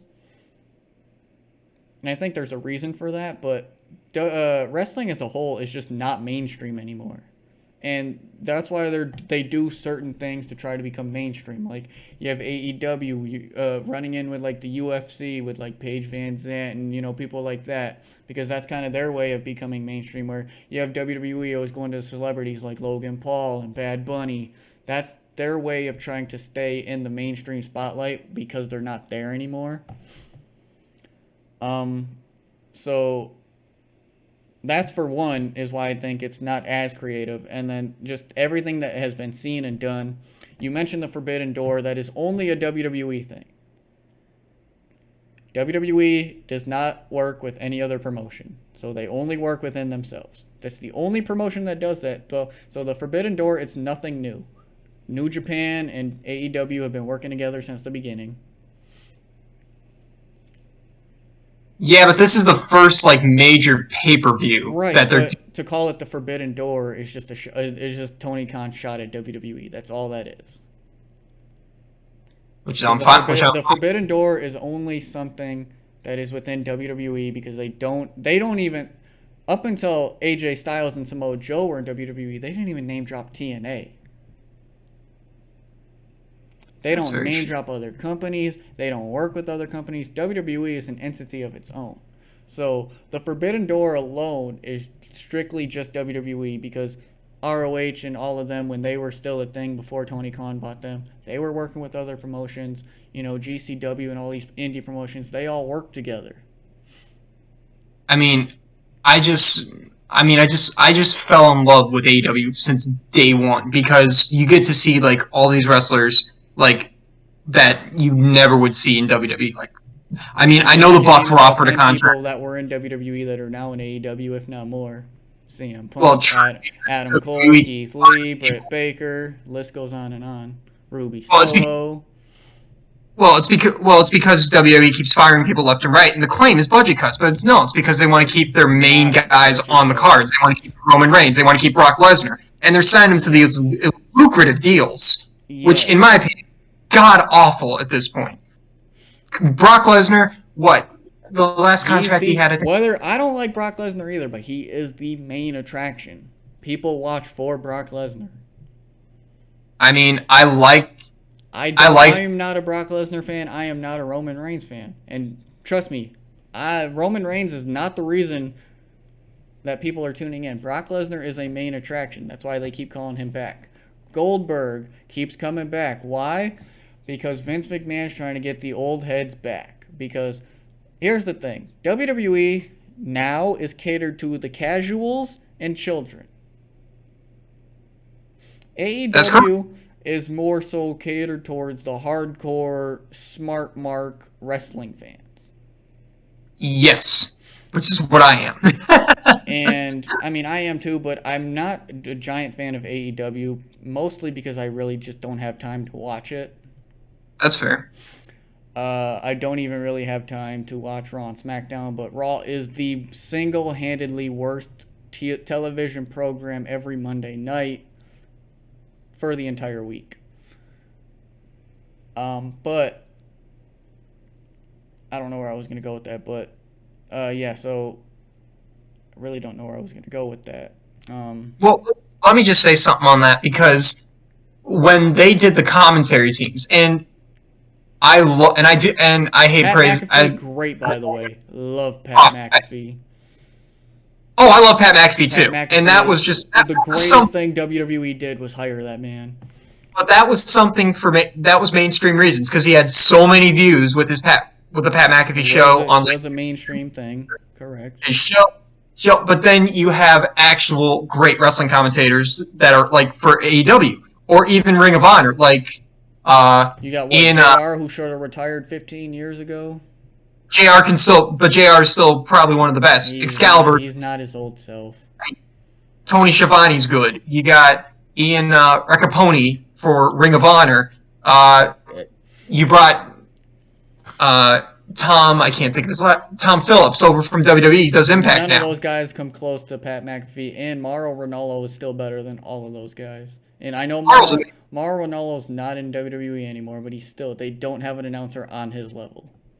I wish Mauro would come over to AEW or Impact or New Japan or one of those companies. Like when I saw him, If they put a show on Showtime, he'll do it. Well, that's right. He does the boxing matches on Showtime all the time, and he's an amazing boxing announcer. Fantastic. I will say that. But here's the thing, because the last time I saw Ronaldo announce a wrestling event, it was Kenny Omega versus Rick Swann for the Impact World Championship and the AEW World Championship at Rebellion last year, and it was really good. It was really awesome. Yes. He did not miss a beat. No, he's great at what he does. He definitely is. I liked Matt Striker when he was at Impact for a little bit. I can't stand Josh Matthews, though. But, even just going back to your point of, and this is going to be me being anti-AEW just a little bit, but the whole fact of you're saying they're more creative, they're barely pulling in 1 million views a week. There's no way you can be more creative than WWE when you're not even coming close in the viewing. And WWE's ratings continue to plummet, and they're still better than AEW by a long ways. Well, right now, I think that some of the gimmicks that AEW is going through right now, like having Sammy Guevara and Ty Conti as pictured as like this high school couple, I think it's stupid. I think I loved Chris Jericho going back to full heel, but I don't like the way he's feuding with Kingston and Santana and Ortiz at this point. I think it's stupid. I think that needs to be taken off. I wish Hangman would fight more on TV instead of just walk up and say, "Oh, you do not deserve a fight with me," and the whole crowd just freaking cheers. I'm like, come on, stop going for the baby face at this point. Put an actual heel, and he's finally going to fight. And he's going to fight CM Punk at Double or Nothing, which should be an excellent fight. But it's face versus face at that point. I would rather him take on Adam Cole again, to be honest, because I think Adam Cole deserves another match at this point. You can tell, and I can tell, one thing that's going to happen. They're projecting it as like Bullet Club and Undisputed Elite are going to mash together for Forbidden Door, but I think it's going to be the Elite versus Bullet Club at Forbidden Door. Like I said, I don't really watch, so I don't really know what's going on, but I was more so saying, like, you can't say something is more creative when it's not up to par with its counterpart. Sure, it beat out NXT, but NXT hasn't been the same since they took it off the WWE network. And NXT also has not been the same ever since they moved to 2.0 on top of that. And they got rid of it. Pretty much once they took it off the network, it was ruined. So, yes. So there's no way that you can say it is more creative when they're struggling to... Because you can be as creative as you want, but if nobody's watching, is there really a point in being creative? Well, it's also the fact that they're on like TNT on Friday nights, and they got to deal with like the NBA Finals and all that sometimes, or even the NCAA tournament. That's what WWE fans use as an excuse to why Raw didn't win this week, or why Raw got 1.5 million viewers, because Monday Night Football was on, or this was on. No, it's because wrestling's not mainstream anymore. That's why. They had to switch the time slots too. That's what always happens, especially during the NCAA tournament. It's going to happen during the NHL playoffs here But that's soon. the thing. That's not an excuse. If people were really invested in what they were watching, they would watch it no matter what time it's on. Well, and then but don't forget, you don't have to watch it live. You can watch it. A lot of people watch it on on demand as well. That's what I do because I can't watch Dynamite every Wednesday night. I watch it on demand. Monday Night Raw pulls like 2.2 or like I think 1.7 or something million views. Their YouTube videos get like 5 million views. They don't really mean much. It's just the way the world works now. Social media has played such a big part in it. It's just, but wrestling's not mainstream. But that's why I'm saying like you can't say it's more creative, and then have excuse A, B, C, and D of why it's not pulling in the viewership that WWE is. Because WWE fans use that same excuse. Oh, Monday Night Football's on. That's why Raw ratings suck. Monday Night Football's not on right now. Ratings still suck. Mm-hmm. Explain that one. Nobody wants to watch it. Because it's not mainstream anymore, which was my point. That's why it's not as creative either. And then you have people, and I'm not going to lie, wrestling fans might be the absolute most toxic people I've ever come across on social media. Absolutely. They are the worst. You have the AEW cult, or elitists, as they call them. The AEW elitists. And then you have this WWE cult, who people call WWE bootlickers, for I don't know where they came up with these names, but you have the elitists and the bootlickers, and they bicker back and forth about which one is better. And, both companies pretend to feud back and forth. Neither company actually cares. They just get the fans all riled up, and then the fans are like, this one's better than this one, and blah, blah, blah. Wrestling is not mainstream enough to be arguing over which wrestling program is better. They're both bad. All of them are bad. I mean, honestly, if you were trying to introduce somebody new to it, you would not, anything going on TV, you would not be like, I watch this on a weekly basis, You're not going to introduce somebody new to wrestling with what's going on TV. So I think this whole AEW, WWE war the fans have within each other is stupid. I think I agree. Because it's not mainstream, I think we should all be coming together and supporting professional wrestling as a whole. Which is why I don't mind the Forbidden Door, but like I said, it's been happening for years. I would like, and I know I'm going to get a lot of flack for this from people in my comments, but I would love to see a professional wrestling show, AEW, WWE, ROH, New Japan, all the indies together, like one giant super show. It'll never happen because Vince is too stubborn to do it. I know it would never happen. I'm just saying, as a professional wrestling fan, instead of arguing over which company is better, they should do like this giant 2-3 day showcase of all the best wrestlers in the world, regardless of promotion. Throw them in some matches and really show people what professional wrestling is.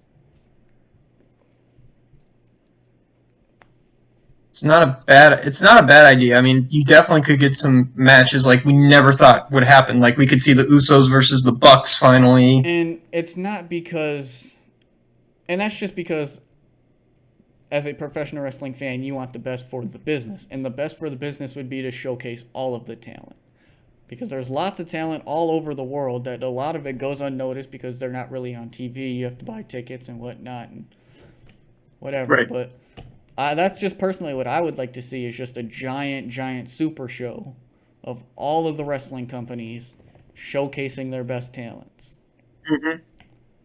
And then trying to introduce somebody new to the wrestling and be like, this is what professional wrestling is. Not the stuff that you see every week on TV, but this. The best in the world all going up against each other. This is why I watch. Mm-hmm. And then I keep saying the fans are toxic because they're like, oh, the AEW women's division is better than this division and this division better. No. It's not.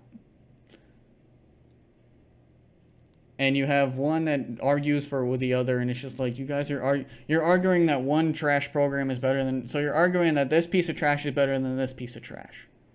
That's literally all you're doing at this point. I think it just depends on where you fall. Where you fall at this point. I mean, you It could doesn't be. matter. I'm saying this whole war that people have going on, it's stupid. You're arguing that this piece of trash is better than this piece of trash. They're both bad. Yeah. And as a professional wrestling fan and it no longer being mainstream, like I said, we should be coming together and supporting all of the professional wrestling instead of, I'm not going to watch WWE because I like AEW. I'm not going to watch AEW because I like WWE. It's stupid.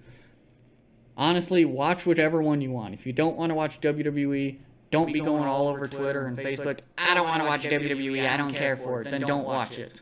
Simple. The ratings are dropping. We can tell you don't want to watch it anymore.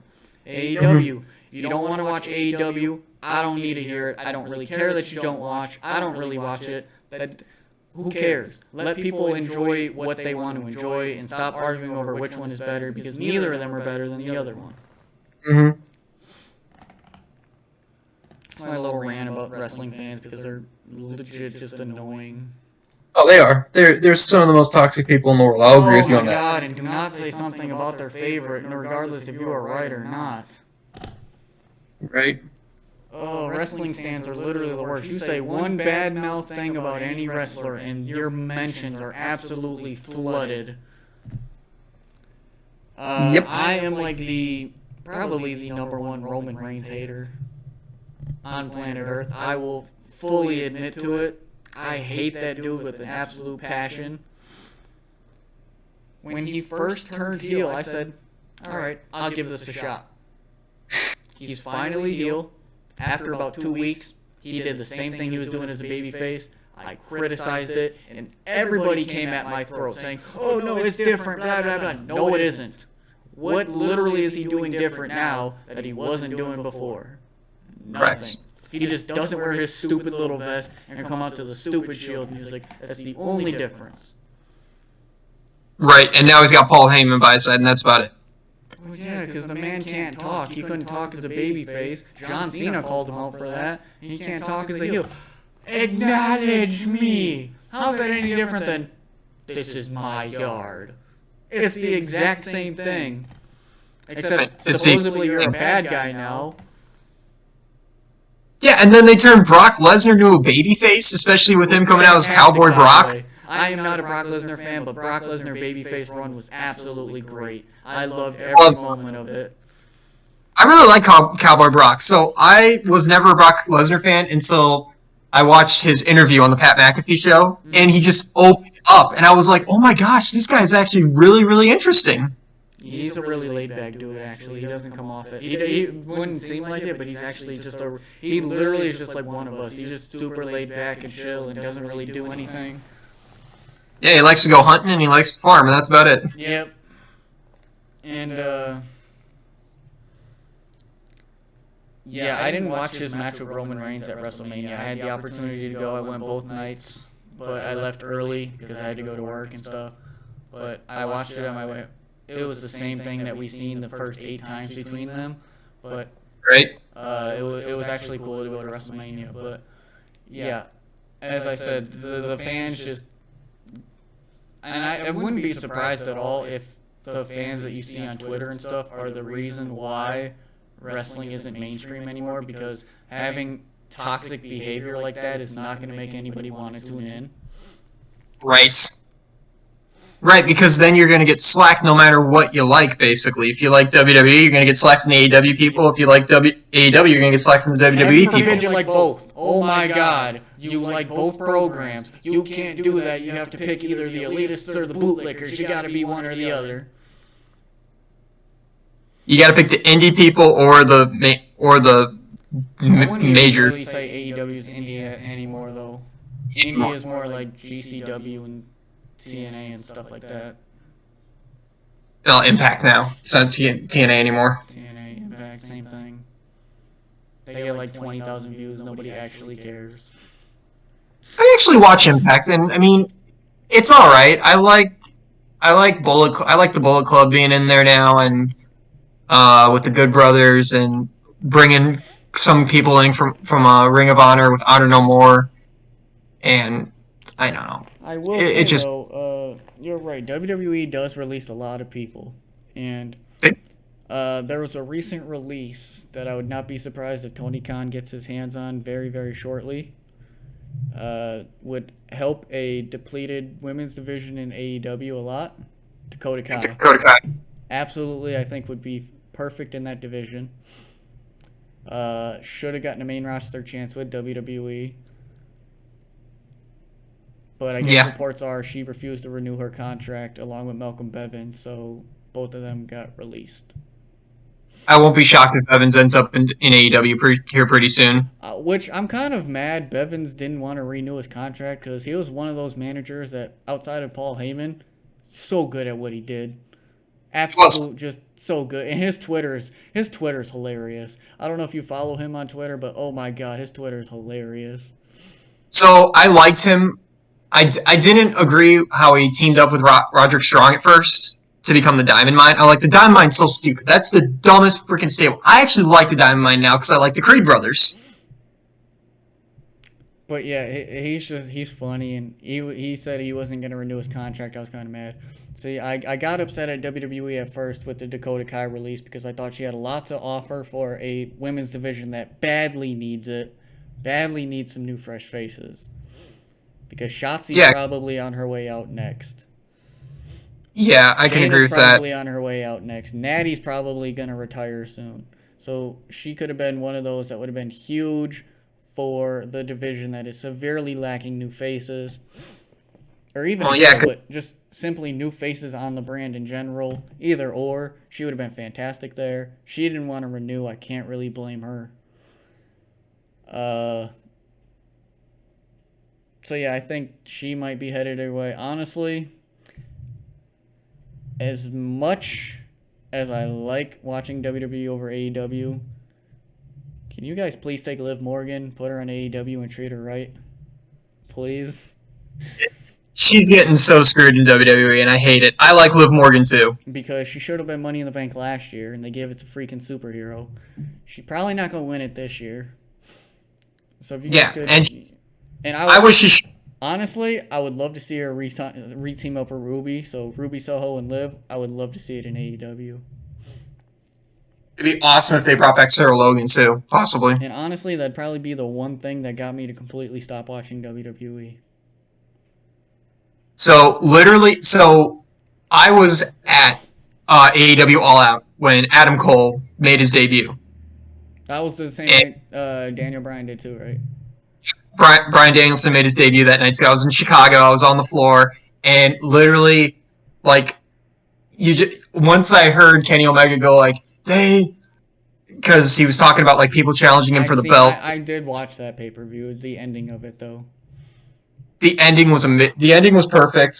But as soon as he said they're already dead, I was like, oh my god, Adam Cole signed with AEW, and here comes Adam Cole out to. You kind of figured that once his time up in NXT was up, you kind of figured he wanted to go join his friends, but there was also reports that, I don't know, he come out and confirmed that a lot of the reports about him weren't true, but he said one of the main reasons why he didn't sign with the main roster is Vince wanted to change his name from Adam Cole, which absolute Vince McMahon move. Yeah, look, he changed Pete Dunne to Butch. Yeah, and Adam Cole said the reports about him being a manager weren't true. The reports of him, Vince McMahon wanting him to get a haircut or whatever, weren't true. The only thing he really confirmed was that Vince McMahon was thinking about giving him a name change. And that's when he was like, I've been Adam Cole for 13 years. I don't know if I really want to change my name. And that's kind of what led him out the door. Which makes sense. And then, literally, you could see the dominoes falling. Bobby Fish gets fired. He goes to AEW. And then Kyle O'Reilly gets released. And literally, he pulled the Undisputed Era against his match against Von Wagner. I was like, oh my god. Strong is next. What's up? If Roderick Strong is next, I would not be surprised. Roderick Strong, he's over in NXT UK right now. So I would not don't be know. surprised if he's next on the cut list. I think he's next on the cut list. I think Shotzi's next on the cut list. Shayna, Shayna, because she's with Dakota, she's probably on the cut list. Who else? Those three for sure I could see being on the cut list. I think Aaliyah might be on the cut list. Aaliyah probably on the cut list. Didn't even know they brought her up. They've done fresh face. Look, you have a brand new fresh face to feud a bunch of people with. You're doing absolutely nothing with her. She could be feuding with Sasha, could be feuding with Charlotte, could be feuding with Naomi, could be feuding with literally anybody. Move her to Raw. She could be feuding with Bianca, Becky. She could be feuding with Liv. They're best friends. You know it's going to be a good match. If they're best friends, it usually turns out to be good. Have those two go at it. Have Bayley come back and have Bayley and Aaliyah tear it up. Asuka just got back. Literally, I can think of this on the fly, yet WWE's like, we called her up. Yeah, exactly. Okay, it was the same. So you called it was her the same. Now what? The same thing when Chelsea Green got called up. Literally, she wrestled in one match and got injured. That's it. And while I do think, everybody, when everybody gets released, I always want somebody to go to AEW. But here's the problem with that. Eventually, that roster is going to be too overcrowded and overflooded, and they're not going to have time for everybody. Which it's already proved. Because that's the same thing with WWE. WWE, I don't know if you remember, but like 2-3 years ago went on a giant signing spree. Mm-hmm. Where they just literally were like signing everybody from the indies. They were signing this guy and that guy and this girl and that girl. They were signing literally everybody. And then they realized, oh snap, we hired too many people and now we don't know what to do with them. And it's not like, they only have Raw and SmackDown, then they have NXT, and then they have like house shows for NXT, but it's not like they have, like a YouTube series like Dark or something where they can get the talent out and show the talent. It's just like, we're going to keep you in the Performance Center or don't show up to work until we got something for you. Basically. And yeah, that's the other thing I like about AEW is they actually showcase all their talent with AEW Dark Elevation on it.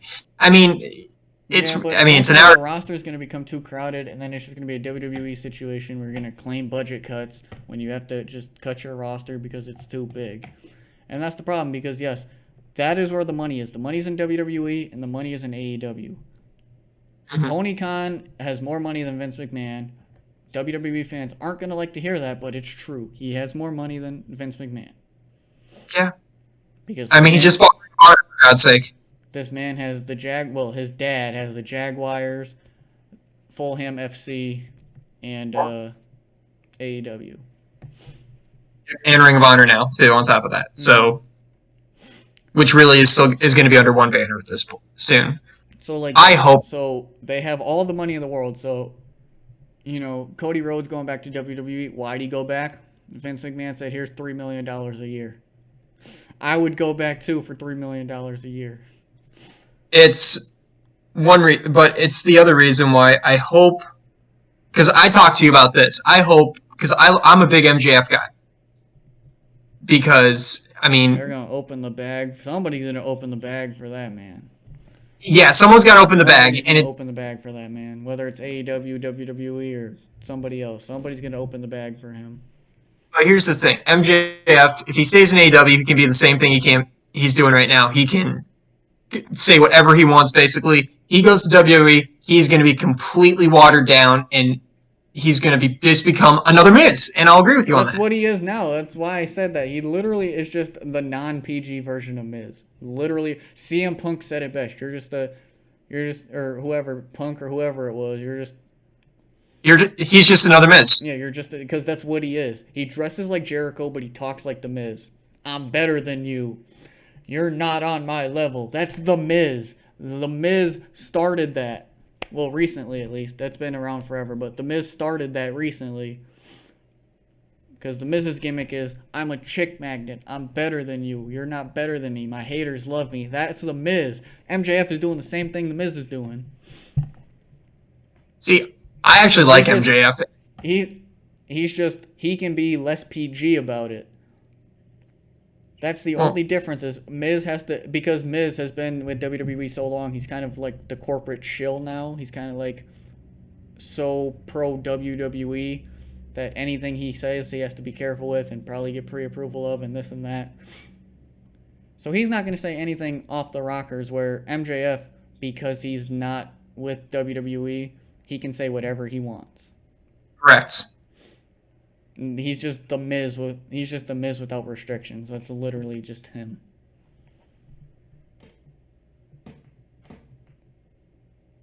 I mean, And that's not a bad thing, because the Miz is a fantastic heel.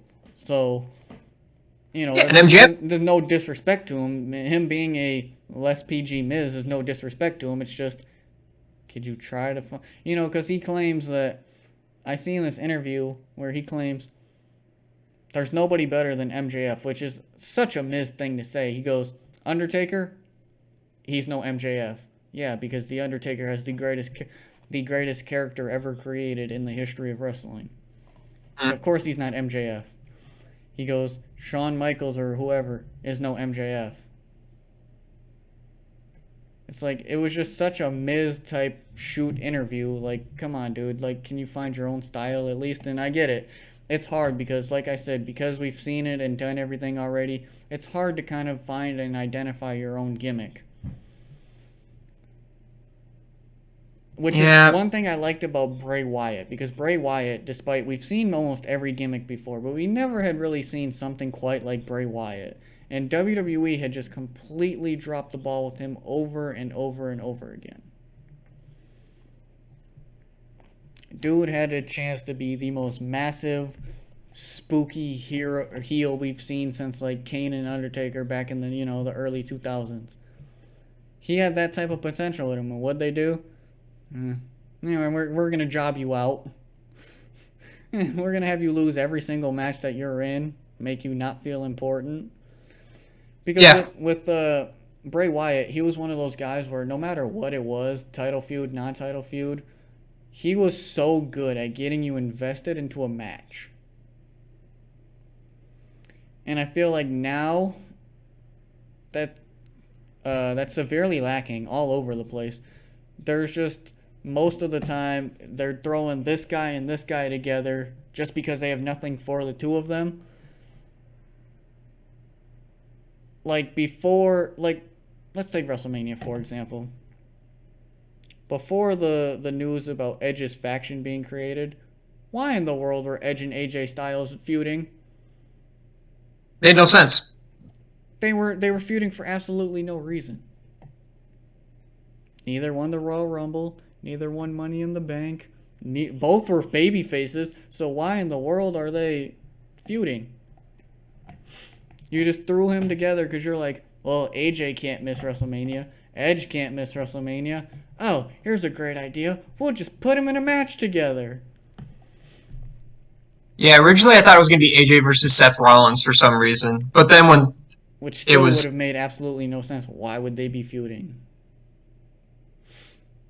Just to get the names out there. It would have been Kevin Owens and Seth Rollins because they had that team and then they had that tension. It would have made more sense to go that route. Even though that route has been done each and every single time. True. It's just like when they turn Sasha Banks heel. What do? The exact same thing every single time. They have her team up with somebody, they win the titles, and then they lose the titles. Sasha Banks gets mad and turns on her partner. Happens every single time. Happened with Bayley, happened with, I don't know who else, but it's going to happen with, it happened with Bianca, and it's going to happen with Naomi. Why? Because they don't know any other way to turn people bad or good. And according to WWE, they don't have bad guys and good guys. They have superstars. They don't have baby faces and heels. They have superstars. Which is complete BS, but that's completely for another opinion. They don't have baby. You're not allowed to. I guess there's like certain words that are banned by Vince McMahon. Belts is banned, heel is banned, face is banned. That's why you don't hear like the wrestlers call them like, oh, I'm a heel. No, I'm a WWE superstar, because Vince has banned so many random words. Well, and then Cody literally came out and said, I want to fight for the belt. And I'm like, oh gosh. Oh yeah, no, that was definitely done on purpose. He knew what he was doing. And I He knew he think was a trying. lot of, so I don't know, I've heard different rumors and reports and stuff, but apparently Cody Rhodes' one request was, don't ever let me see Stardust again. Fine with me. That was his, I believe that was his one, well, obviously he had a couple more, probably more requests than that, but I remember hearing he said his biggest request was, I never want to see Stardust again. Fine with me. I thought Stardust was the dumbest gimmick in the world. Because I'm sure before he re-signed, he said he probably wanted creative control to an extent.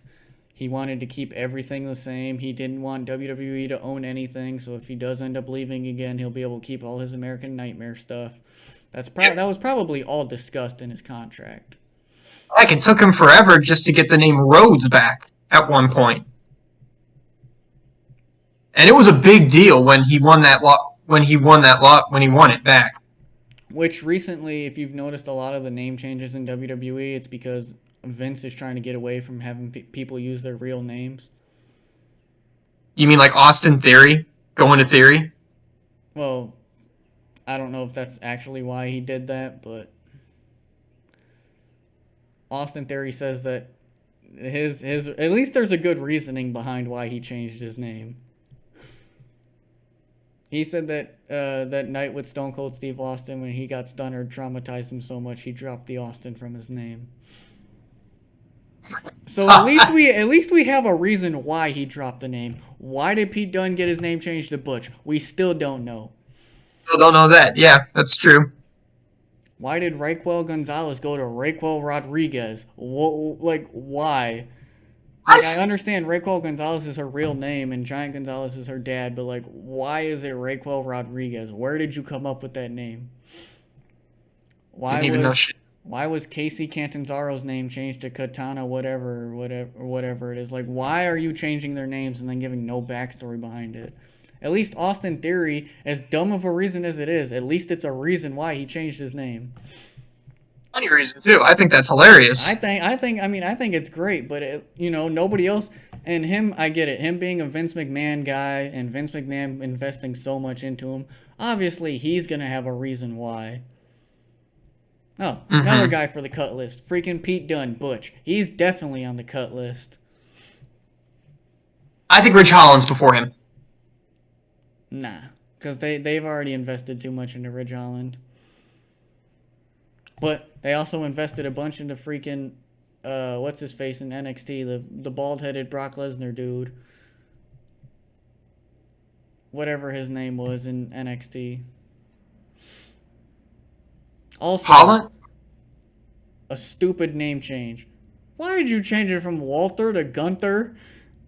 Thank you. Like, that was the most dumb. Like, okay, I will say, I did like Tommaso Ciampa going from Tommaso Ciampa to just Ciampa. That was a name change I was okay with. Nobody called him Tommaso Ciampa anyways. Everybody just called him Ciampa, so it made sense. Yeah. But, like, none of these wrestling companies give us any reason why they do what they do. They just throw things out there. They just throw things at a wall and hope it sticks. Yep. I mean, why did Ruby Riott go to Ruby Soho? Like, was there ever an explanation behind it? Ruby Soho, I believe, was her name in the Indies when she first started. So it went back. So that's the reason why she went back to Ruby Soho, because she was going back to her indie roots at that point.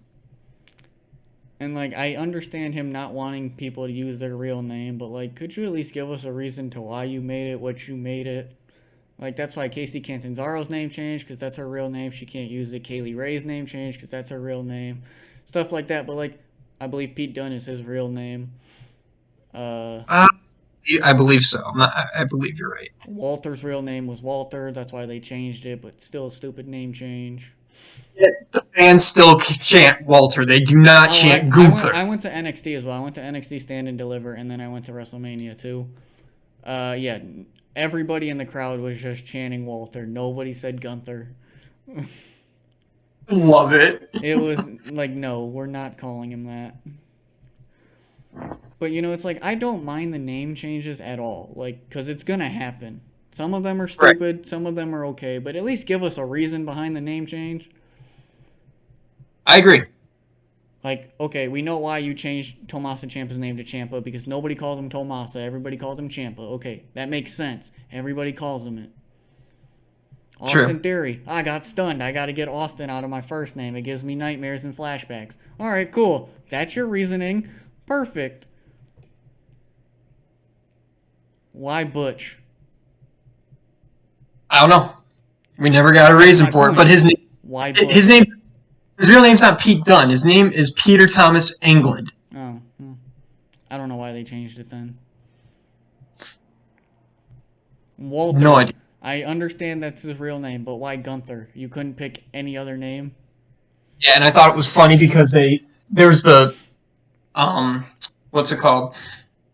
The article that linked him to like a Nazi war criminal or something with Gunther.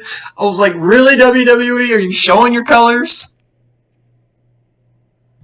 You changed Kaylee Ray's name to Elba Fry. Why? What kind of name is that? Elba Fry. Like, can we get some explanation behind that?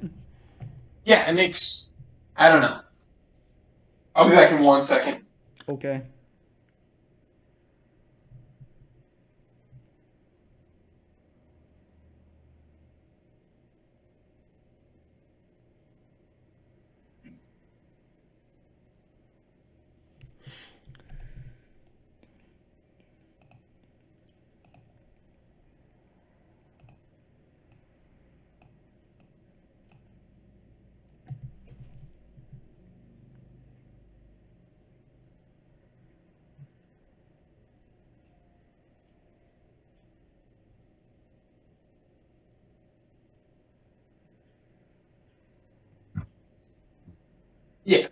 Yeah. None of these name changes make any sense. I was really upset with Casey Catanzaro, to be honest. And I understand they changed her name to Katana Chance. Can we get a reasoning behind it? Why that name of all names that you could have chose? You know, and maybe that's just me being too logical, but when you throw a name change out there, I'm not going to be one of these casuals that's just like, oh, this person changed their name. Why?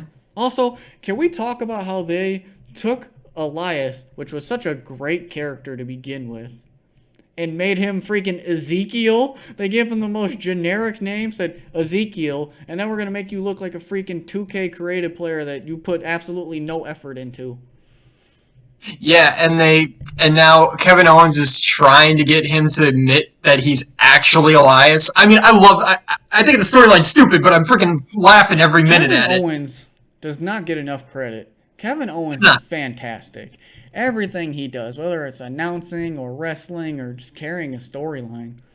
Like, I think him having that match with Stone Cold at WrestleMania, there was not a better person for it. I agree. Because Kevin Owens knows how to puppet and toy with the crowd. Yeah, Kevin was alright babyface, but he's such a better heel.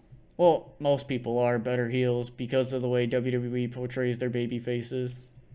The only good babyface ever in WWE, and I'll say this, is John Cena.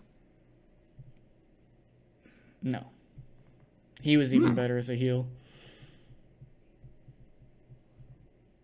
Oh yeah, when he first came up as the Doctor of Thugonomics. He was Doctor of Thugonomics. That's the best John Cena gimmick. John Cena was actually tolerable then.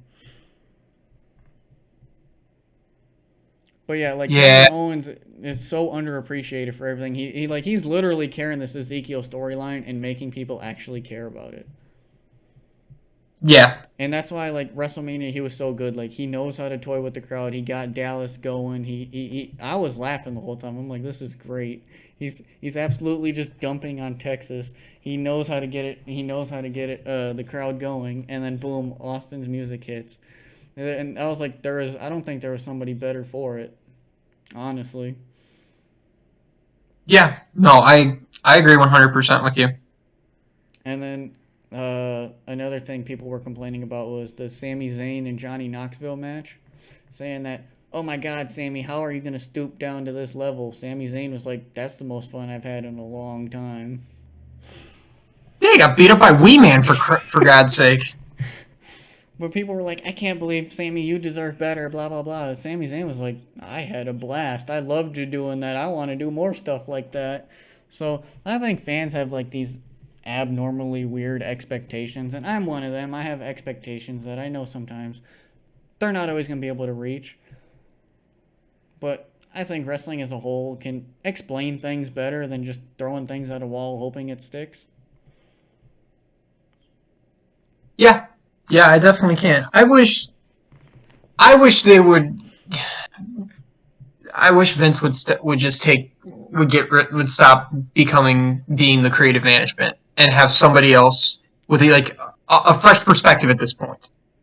And that way, Well, we had maybe Triple H down in NXT before he ruined NXT. We seen how that went. It was actually NXT was great. NXT was the best weekly television show on cable. Or not cable, but on TV. It was the best show by far. I'll admit this every time like a major pay per view came around for WWE, like SummerSlam, WrestleMania, Takeover won every time. Survivor Series. I was always excited for Takeover. Takeover won every time. And I was I'm not saying Triple H didn't make mistakes because nobody's a perfect booker. correct. Because everybody has booking decisions they make no sense. And Triple H had his moments where he had some booking decisions where you scratched your head and said, "Really? He went with that?" But the overall quality product as a whole was so much better. It was. It definitely was. Like I remember going to what year was it? I think it was the year Survivor Series was in Chicago. I went to NX. I went to take over War Games, Oh, that was and probably fun. it was Undisputed Era versus Oh, Champa, that was probably would have been so fun. Kovic, Keith Lee, and then Kevin Owens as the fourth guy. Oh, that would have And been the so fun. even the women's War Games match was awesome too, especially with Dakota Kai turning on Tegan Knox. There's another name. I wish Tegan Knox should not have been cut. It's Nixon Noel now. I'm just saying. It's her real name. Jeez. I liked Tegan Knox. I thought she was a great competitor. She brought she was fresh. But I mean, she had a lot of other wrestlers No, in they her would because rather employ freaking Tiffany Stratton and freaking Wendy Chu, who has a freaking sleeping gimmick, rather than, hire legit talent. and then Tiffany Stratton is supposed to be what, Daddy's girl. She's like, what is it, like, the movie Mean Girl? She's like one of the plastics. She basically She is. basically is like one of the plastics in Mean Girls. That's literally her gimmick. Actually, I think that Mandy Rose and Traction are more like the plastics in NXT at this point. Don't insult Gigi Dolan and JC Jane like that. Both of them have more talent in their middle finger than Mandy Rose. Don't insult them like that. Well, definitely Mandy Rose, because Mandy Rose should have lost the belt about 4 times so far. Oh, that reminds me. I know somebody else who's on the chopping block. Io Shirai. They're doing nothing with her. Mm-hmm. Yeah, and yet they called up Xia Li, and she hasn't done anything either. Another fresh face for plenty of feuds with. Mandy Rose. I hope Gigi turns on Mandy Rose. I really do. Because Cora Jade is not ready yet. No, she's too young. It's not that she's too young. She's just not ready yet. She's still too green. What's her face? Roxanne. She has lots of potential. Not ready yet. You literally don't have it. And that's the problem with putting the title on one of the vets is you don't really have the young stars built up yet. Right. So then you're making freaking jobbers out of them. Yeah. There's no reason why Cora Jade should be feuding anywhere near Mandy Rose right now. And now she's feuding with Natty. Why? Because now they have to reestablish her and make the crowd like her again. So what do? You bring an old veteran down, you have the veteran put over the young talent, and that's supposed to get him over.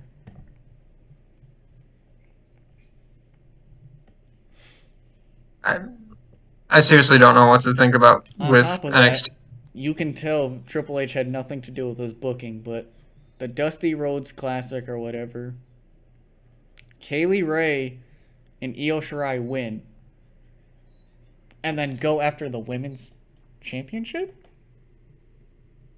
Instead of going after Gigi Dolan and JC Jane for the tag team championship? It made no And sense. then at NXT Stand and Deliver, you're like, oh, Gigi Dolan and JC Jane are supposed to defend the titles, but we've already put the winner of the Dusty Classic in the title match. Who are we gonna throw together? Oh, Dakota Kai, you want a title shot? Like, it didn't make any sense. Like, why would you not have Kaylee Ray and Io Shirai go head to head with JC Jane, and then, if you didn't want Mandy Rose and Cora Jade to go one-on-one, either A, don't schedule the match, or B, once those two go for the tag team championships, put Dakota Kai and Raquel Gonzalez in there and have Dakota or Raquel eat the pin. Mm-hmm. Yeah. Yeah. It's booking decisions like that. Even when I'm watching it live, I'm just like, why? What sense does this make? Yeah, and then I just can't stand Joe Gacy at this point. I like Braun Breaker. I think Joe Gacy's character is like that, though. He's supposed to do that. That's literally his character. You're supposed to not like him. Yeah, but he's acting kind of like the Undertaker. He's got the druids and everything in there, and I'm like, this has already been done, and the Undertaker's done it to a standard. Do not screw with it. That's my screw with the Undertaker. Everything we've already seen in wrestling's already been done, so it's all just recycled at this point. Nothing is new. It takes like I said, Bray Wyatt is like the only really new gimmick we've seen as of late, and Aleister Black, or Malachi Black now, was kind of showing signs of that before WWE let him go, and I'm sure, and I don't watch AEW, but I'm sure he's doing something similar in AEW now. He has a faction called the House of Black now that includes him, Brody King, and Buddy Matthews, who was... oh yeah, Alexa Bliss's ex. Bliss's ex. Is that sad that that's how people know him as? Not as Buddy Matthews, but as Alexa Bliss's ex? I remember him as Cruiserweight Champion. I remember him as Alexa Bliss's ex. That's all I remember him as. Yeah, I like Buddy. I'm happy that he got signed with another promotion, and I'm sure he's doing something similar to what he was doing in WWE, and he kind of had that. Okay, maybe this gimmick could work. Maybe it's something that we really haven't seen before. And it takes a really, really creative, special mind, especially nowadays, to give us a gimmick like that we've never seen before. Because we literally have seen it all. Roman Reigns has the same freaking top guy persona as everybody else. I'm big, I'm strong, I do 3 moves. John Cena, I'm big, I'm strong, I do 3 moves. Hulk Hogan, same way.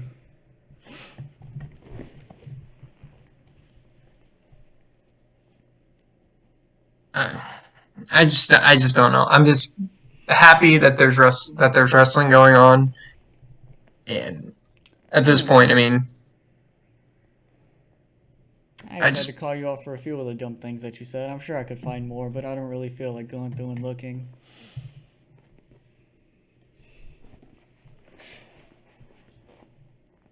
Before we head up out of here, any more hot takes that you have that we could potentially discuss? Well, with the NBA playoffs going on, and I mean, I've already picked my champion, and I don't think it's a hot take, but I really think that it's going to be that the Milwaukee Bucks will repeat as the NBA champions. With baseball, I know you're not a big baseball guy and everything, but I don't know what to think at this point. It's too soon. It's off to a rough start for basically a bunch of teams that I like. And then football, I think that it's going to be a very interesting race for the NFC North. I have a hot take. What's The that? winner of the AFC will not come out of the West. I agree. I definitely agree with that. I don't think that the winner of the AFC comes out of the West either, because the West is just too stacked. They're just going to beat up on each other. I mean, they said the same thing about the NFC West last year, and the Rams ended up coming out. Which I mean, I thought that the Rams were going to come out of the West, but the Seahawks choked the bed. The Cardinals choked really bad at the end of it all, and then the Niners were just god awful. And they had beat the Rams twice in the regular season, though. Yeah, but they could. Yeah, but they couldn't finish it off in the postseason. That's the one that counts It's true. But for the yeah, no, most part. that's like my hot take is I don't think the winner of the AFC comes out of the West. It's a hot take.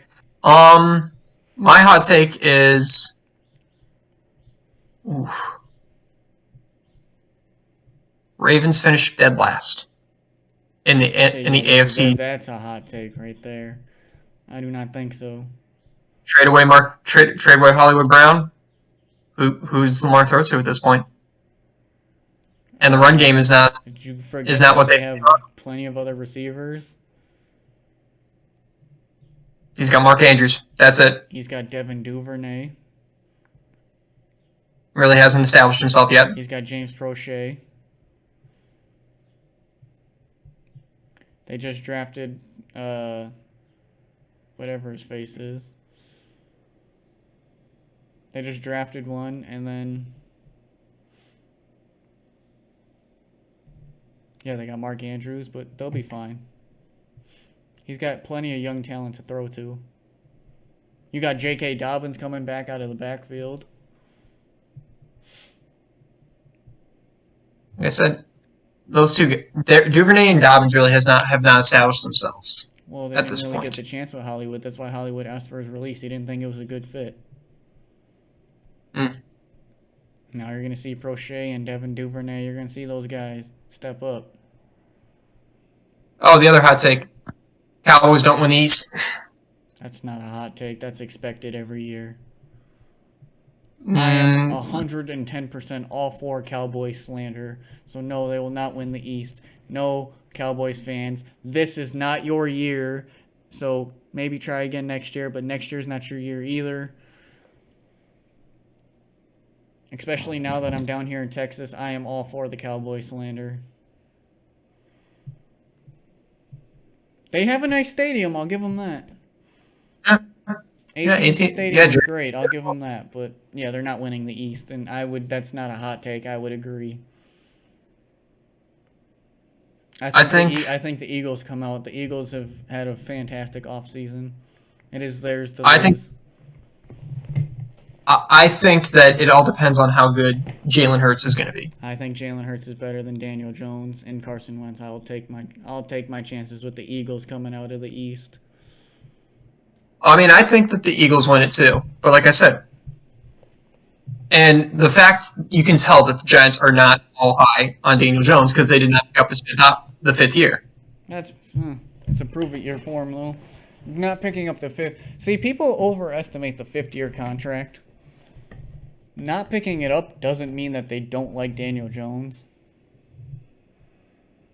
Just like the Raiders not picking up the fifth year on Josh Jacobs or any of those guys. That doesn't mean that they don't like those guys.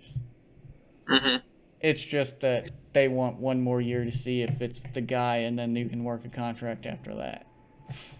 Right. Because the fifth-year deal is actually potentially more money than striking a new deal. Correct. So that's probably why they didn't do that, because then you can work your salary out better that way by not picking up the fifth year. Mm. Do they trust Daniel Jones? I think maybe they did because they thought they had an Eli Manning in him. Mm-hmm. But it also doesn't help that Saquon Barkley has not played. They've had no offensive line. So it's not entirely his fault. But, yeah, he doesn't really look that great either.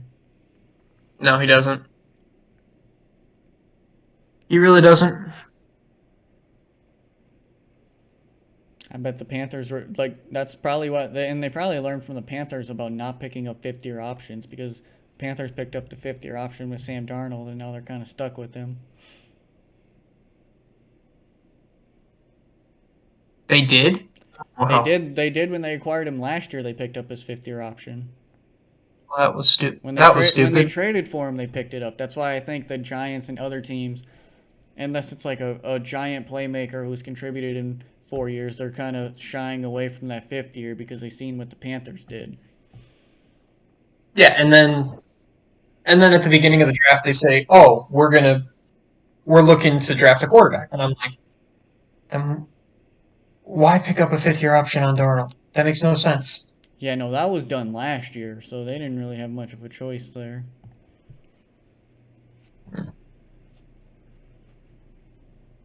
I don't know. I think it's gonna be an interesting year. I'm always hoping the Bears win, at least go 500. Do I think it happens this year? If anything, I the think hot take is the Bears finished fourth in the North this year. Bears finished second. Bears finished third in the North. Hot take: Bears finished fourth in the North. There you go. Lions finished third, Vikings finished second, and Packers win the division again. No, I think the Lions. I think the Lions finished last again. I mean, they probably will, but there's my hot take: the Bears finished last in the North. Interesting. Or another one: Tampa Bay doesn't get back to the Super Bowl. Oh, I agree. I can see that happening. I definitely can see that happening. Especially if what I'm hearing comes true, then they're not going back. My I'm hearing Tyrann Mathieu is really liking it out there in LA. See, I just read I'm an hearing article New that they're. Orleans and LA are the two spots for him. Yeah, that's the other one I heard was that he's going to go to that he was going to go to New Orleans. So if it's New Orleans, Tampa Bay might not even win their division. The defense will be good, but will the offense be good? Oh, the Saints? Yeah, Jameis Jameis Winston will be win. just fine. Mm, Jameis Winston's not a bad quarterback. he's not, He's not a but he's not a franchise guy, but he's not a bad quarterback. mm, Just think, his last year in Tampa, he threw 30 touchdowns, but he threw 30 picks.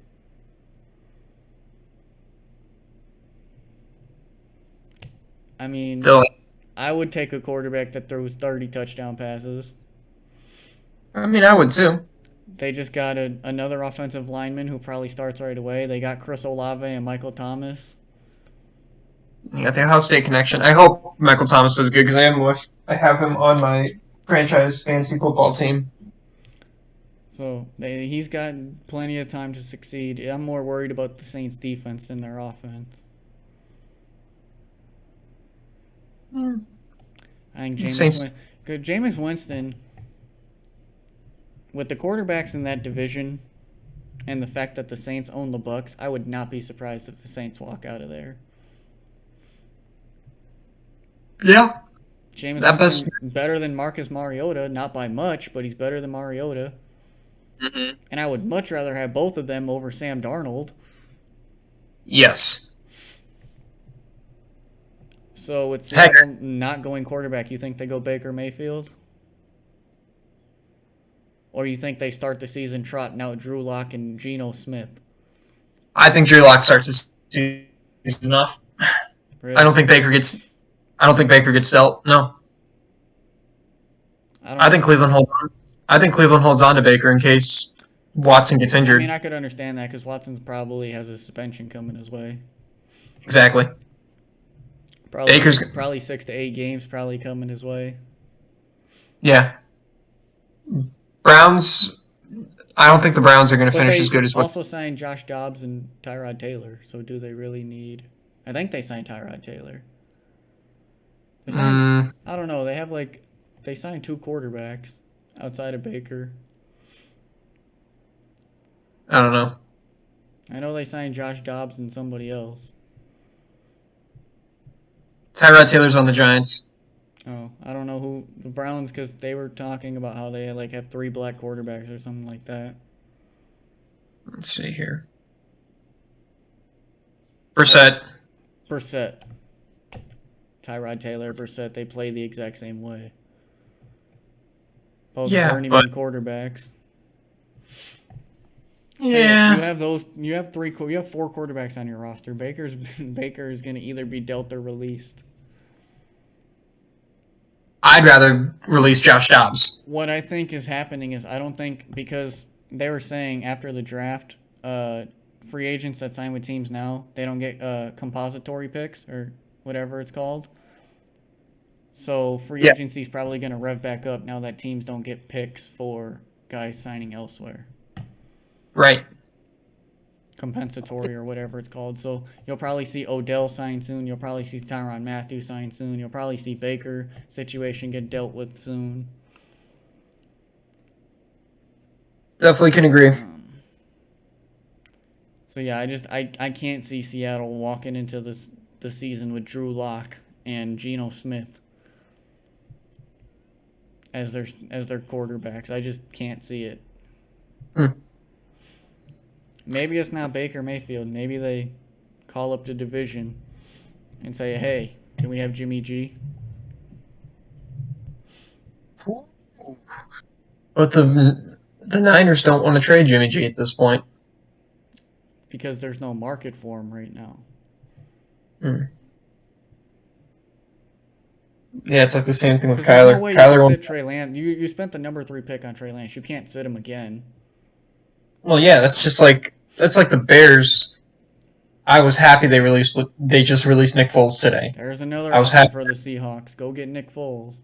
He's very capable of being a starter in this league. Yes.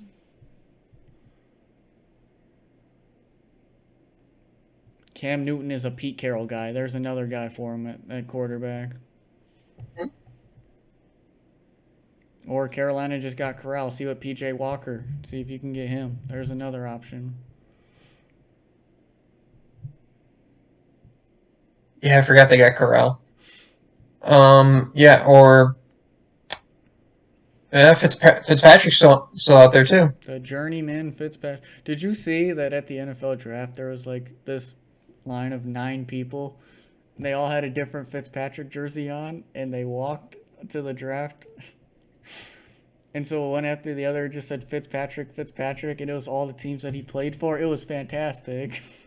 Yep. Yeah, Ryan Fitzpatrick is a free agent right now because I mean the Commanders also just got Sam Howell. Yeah, but he's not really a Pete Carroll guy. Look at the quarterback that he's had the last few years. He had an athletic guy like Russell Wilson. Fitzpatrick's not that. They could trade for Taylor Heineke.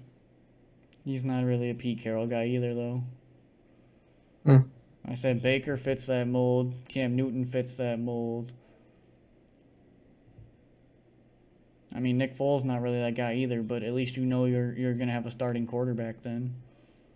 Hmm. Unless they know something about Drew Lock that the rest of us don't. Yeah, yeah. Pete Carroll could be keeping it a secret. Because as Who far as knows? I know, this dude had all the weapons in Denver and couldn't succeed. Now you're gonna have even more weapons in Seattle. I don't know if you're gonna succeed. You couldn't succeed with Jerry Jeudy and company. You're really gonna succeed with Baldwin, Metcalf and company? I don't think so. Yeah, now that Teddy's on Miami,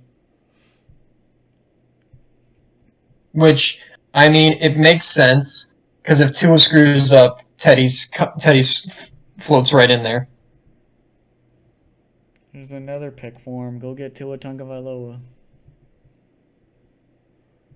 I thought the when they were thinking about when the Texans were thinking about trading Watson, I thought it was going to be like they would trade him to Miami He and Tua wanted would to come. go to Miami, and then they fired Brian Flores.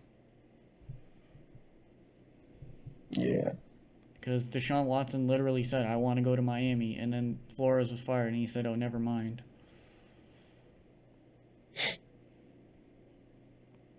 But yeah, that was the goal for Miami was to get. They wouldn't have had picks to go get Tyreek Hill, though. Yeah, seriously. But that's all I got. So Yep. go ahead.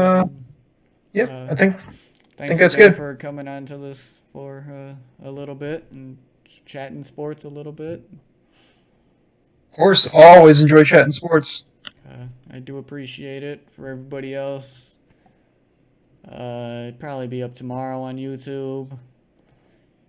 You guys know the drill. Socials at the bottom of the screen. Make sure you guys follow, like, all that fun stuff. And I don't know when I will catch you guys next, but maybe an Apex stream sometime this week. Alright, guys. Peace.